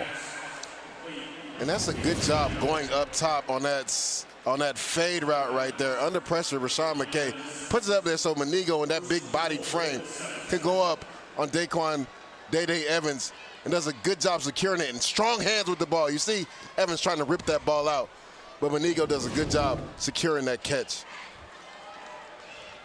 And now that FAMU is converted on 3rd down, let's see if they can finish this drive with 6. Refusing to go away, the Rattlers. This pile's going to get pushed here. Look at FAMU continuing to try and will him to the 5-yard line. And again, it was McLeod, the ball carrier. Yeah, McLeod and Jennings are big boys. They're just not going to go down with ease. Right there, you see the offensive line trying to help him out, giving them a push at the end, trying to get closer and closer to that goal line. Offensive line's played hard tonight. Forbes, 77. Big 78, Jalen Brayboy right there. They are going to be a force to be reckoned with in the SWAC for sure. Yeah, single high safety. I wonder if they take another fade shot with Manigo at the top of the screen in the boundary. Rayshawn McKay. Incomplete. Went to that quick slant, and again, well covered that time. TJ Robinson, he has been in the right place, right time all night long. Yeah, and that was an inaccurate pass by Rayshawn McKay right there. Right here, the fake, play fake. They go inside on the slant. He throws it behind him. He also had Manigo on the slant route wide open right there if he had went to him. Xavier Smith has been your guy all day today. He's right now in the slot. I would be surprised if Rayshawn McKay doesn't try to look at him right here on 3rd down. Bulls fans want to stop. McKay, time to throw. Far side, touchdown. It's Jamaray Shareed, the junior out of Houston, Texas. And that was actually Shareed in the slot. It looked like it was Xavier Smith, but you get a combination right there in the red zone. Your 2 outside receivers push up, and then you run that deep out with Rashad right there. And it's an accurate pass by Rayshawn McKay, and he scores a touchdown. Went to the far side of the field. Difficult ball to deliver, but he did it perfectly. Yeah, he had the safety healing coverage right there. Had him on his back shoulder.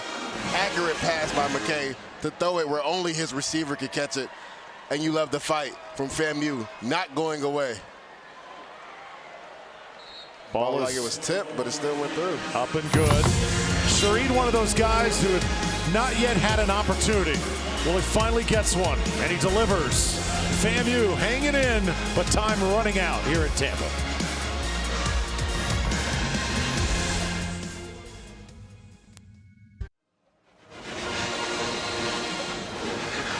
(31-17), one of the most beautiful cities in America. Tampa, Florida.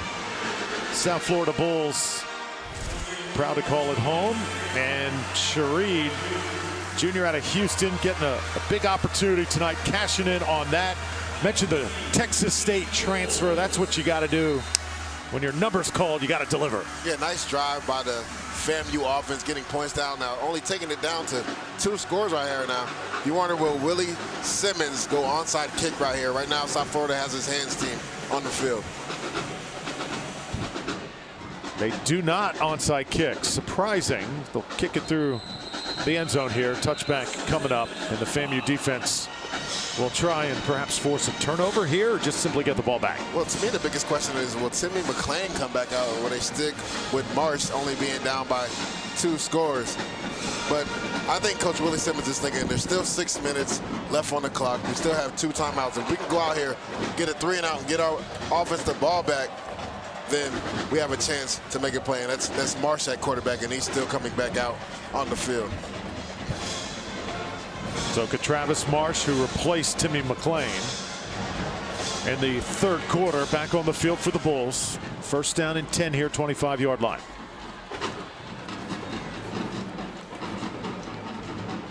Run it. Lots of room to run. Bulls getting good push along that front, and that's Brian Batty, the freshman. And right there, they go with the simple zone read. They put a defensive end in the bind right here. They blitz off the edge, but 57 gets caved inside. He has the dive right there, and Batty's off to the races for a positive gain on first down. Pretty good. Over 10 yards a clip tonight for Batty. He is an impressive freshman.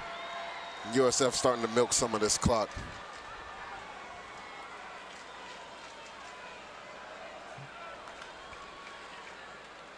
Grind out some yardage here. It's a first down and more. Batty not only runs fast, he runs very hard. Ball comes out at the very end, but they'll say it's down. And Brian Batty has found the edge 2 plays in a row. Again, they're putting a defensive end in the bind right there. Linebacker can't get around the corner, and Batty, again, with positive yardage on the first down carry, gets a first down for USF, already in FAMU territory.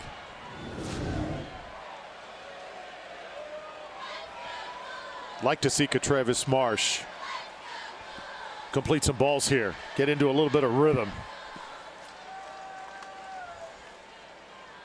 But looks like the Bulls just want to grind some clock, and you can't blame them here as we approach 4 minutes to play. FAMU has fought hard all night long, but the difference in this game, 3rd down conversions. The Rattlers have struggled there, and inside the red zone, they just have not been able to convert the key plays. 100% 3rd down conversions, and then not being able to score touchdowns in the red zone. A couple turnovers on downs, a couple missed field goals, and that was really the difference in this game so far. Meanwhile, South Florida, led by Timmy McClain. In that first half, they played exceptional. Second half, not quite as sharp, but the defense has stepped up when they have needed to. Oh, how about that right there? Is that Vita Vea on the field for for FAMU?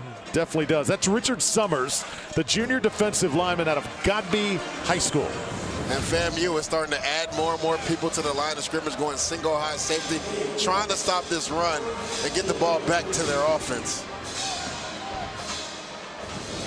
I'm telling you, he was moving people the other night in that game against the Dallas Cowboys, didn't you see?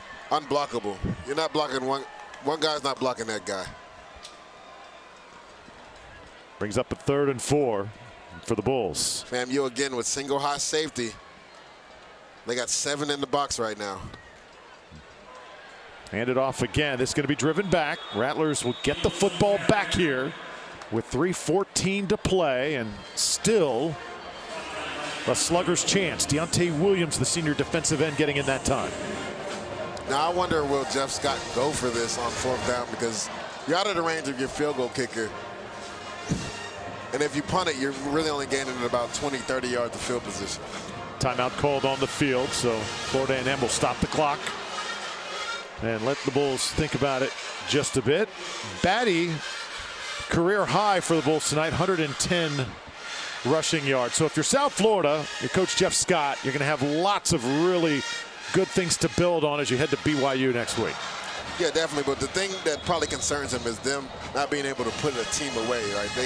They kept FAMU in the game, and they've rushed the ball really well, and they've stopped the run really well, and they've done a good job on third down defense and red zone defense. But they kept FAMU in the game because they weren't able to score themselves in the second half.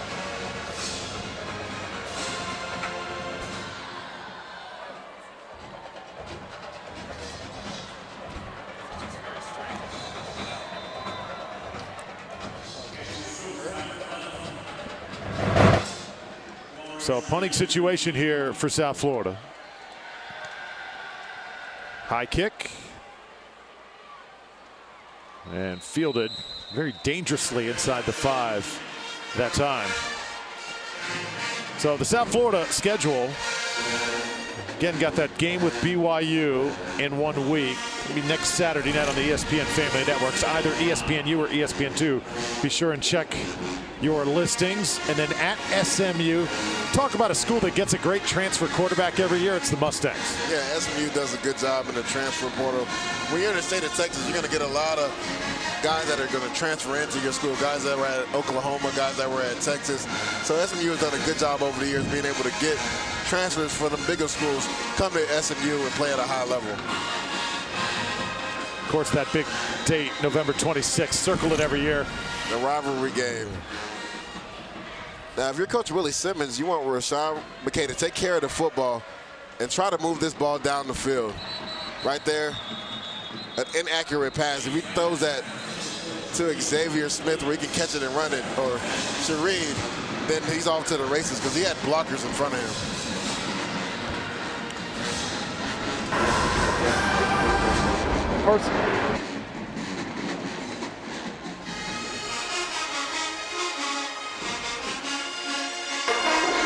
Personal foul, shot block, offense, number 56 and 70. Half the distance to the goal, first down.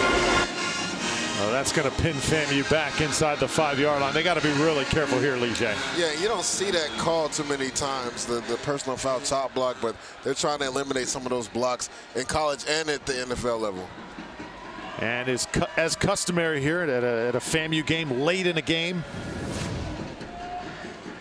Take one more look here. Yeah, that low right there, that shot right there. That's a good call by the official. It's a really good call because you cannot be engaged with a blocker and then get chop blocked. That's like a high-low block. Those are the blocks they're eliminating from the game. It's about to say, though, late in all FAMU games, the crowd may get a little quieter. The band gets louder, right? The Marching 100 will not stop. They're going to play throughout the night. They're just getting warmed up with 3 minutes to go in the game. Toss it near side. This is Smith, and he's hit as soon as he gets his hands on it. And again, I'll tell you what, he's played really well tonight. Number 2 for South Florida, TJ Robinson. Yeah, eliminating yards after the catch. Right there in the soft zone. Xavier Smith runs an out route. Rashawn McClain throws an accurate ball. Now they get him in third and manageable 3rd and 1. So if you're FAMU, you like that play right there because now it gets you in 3rd and short. Long way to go for this FAMU offense. It's been an uphill climb all night. McKay waiting for his receiver to disengage. And just a step short. Xavier Smith, good idea by the Rattlers, just could not convert it. Yeah, and cover 2 right there. That's a hard completion to make. The safety does a good job staying over the top, knowing the situation, right? Don't let anything get over your head.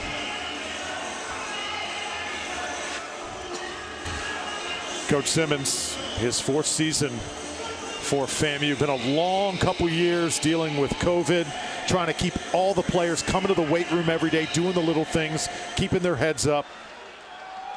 Pretty solid showing tonight in Tampa, but now a 4th and 1, and they got to convert or else this game is history. And I believe that will be a first down. It's going to be close. See Terrell Jennings getting up saying, come on, give it to us. First down. Well, it looks like they're going to mark them short. No, it looks they like did the mark it short. Offense is on the field.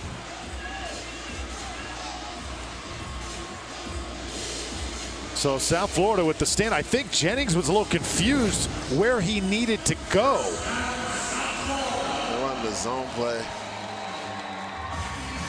No, that's a good field by the linebackers coming downhill for USF and attacking the line of scrimmage, stopping Jennings for the first down right there, and practically stopping all hope for FAMU in this game.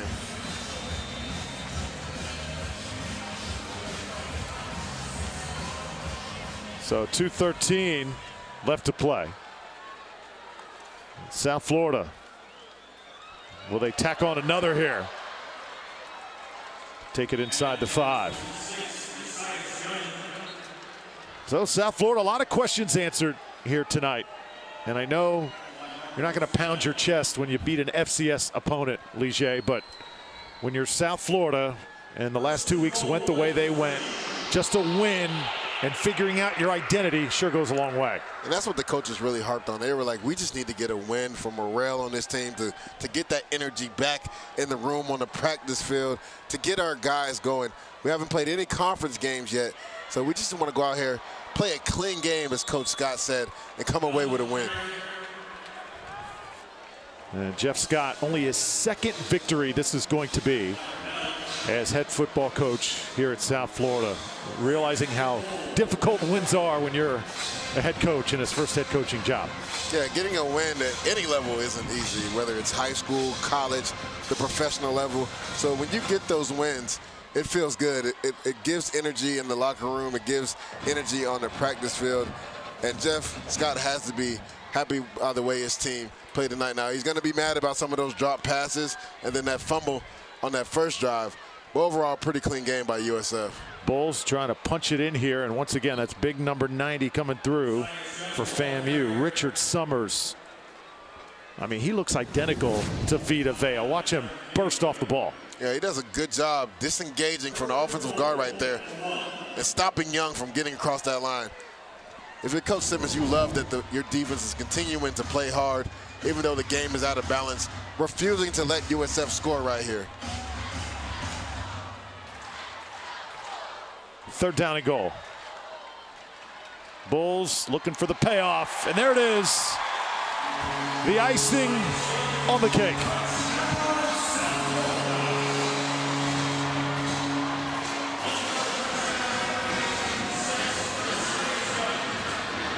And it's Yasius Young, freshman running back out of Fort Myers, into the books. He does a good job running physical right here, running through tacklers on this simple zone play right here. Running through contact, getting into the end zone, and scoring. Big for that young man right there, getting the touchdown at the end of the game. A little surprised, though, that Coach Jeff Scott, with his friend being across the field, not taking a knee right there.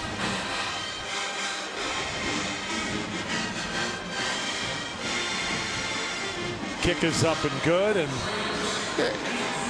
that is a good point. If you're USF, you say, hey, our young guy, how many opportunities is he going to get to score here at Raymond James? And I think that's what Jeff Scott was doing, right? Getting some of these young guys some film, getting them some opportunity, because they may depend on them later on. And you see the defense excited. They played a really good game today on defense, forcing some turnovers, forcing some turnovers on downs. And look at everybody coming congratulating Young right there. That's what college football is all about right there. Your teammates coming to congratulate you. Lots of football to be played for him, and I'm sure that's what you miss most about the game. Oh, and being out there with my teammates, being in the locker room, the camaraderie you have, there's nothing like it in college football, not even at the professional level. The friendships that you make in college, man, they last you for a lifetime.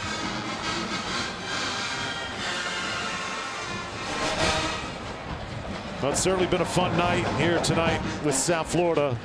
Going to take this victory, and tomorrow the Tampa Bay Bucks take the field here as they welcome the Atlanta Falcons. Right now, this town is absolutely on fire. Tom Brady, 44 years young. Oh, yeah, it's going to be some guys working late, switching this field over for the Tampa Bay Bucks, having to get all the green out of here and get ready for that game, that division game, Atlanta versus the Tampa Bay Bucks. I'm a diehard Bucks fan, too, I must say. And I know you grew up here in Tampa, Lige, but you're not on the pirate ship. Your allegiance is all over the place, right? Well, that's a Jet. I was a Jet for most of my career. But the funny thing is, growing up, my aunt was a Dallas Cowboy fan, so I was a Dallas Cowboy fan growing up. My dad's actually a Pittsburgh fan. So oddly enough, even though I grew up in Tampa, the city of champions, I grew up a Dallas Cowboy fan. Fire those cannons, tell you what, gives you chills when that happens.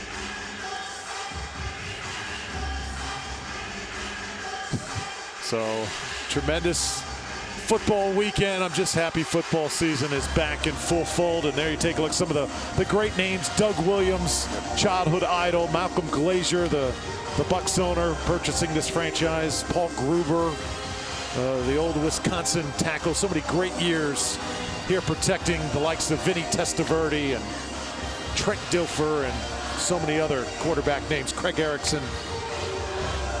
Some of the dominant names in the stadium, too, on defense. Rondé Barber, John Lynch, Derek Brooks, Warren Sapp, and then Leroy Selmon, to me, was one of the all-time great Buccaneers. Run the football. Rattlers, this might be their final offensive play. Several Bulls run into the football, and that is going to just about do it. The final score will be 38-17. Jeff Scott, only a second win as head coach of the South Florida Bulls.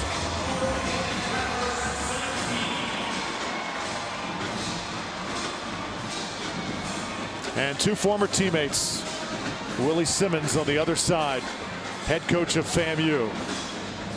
Well played tonight. 38-17 the final. We'll talk to Jeff Scott, Bulls football coach, when we return.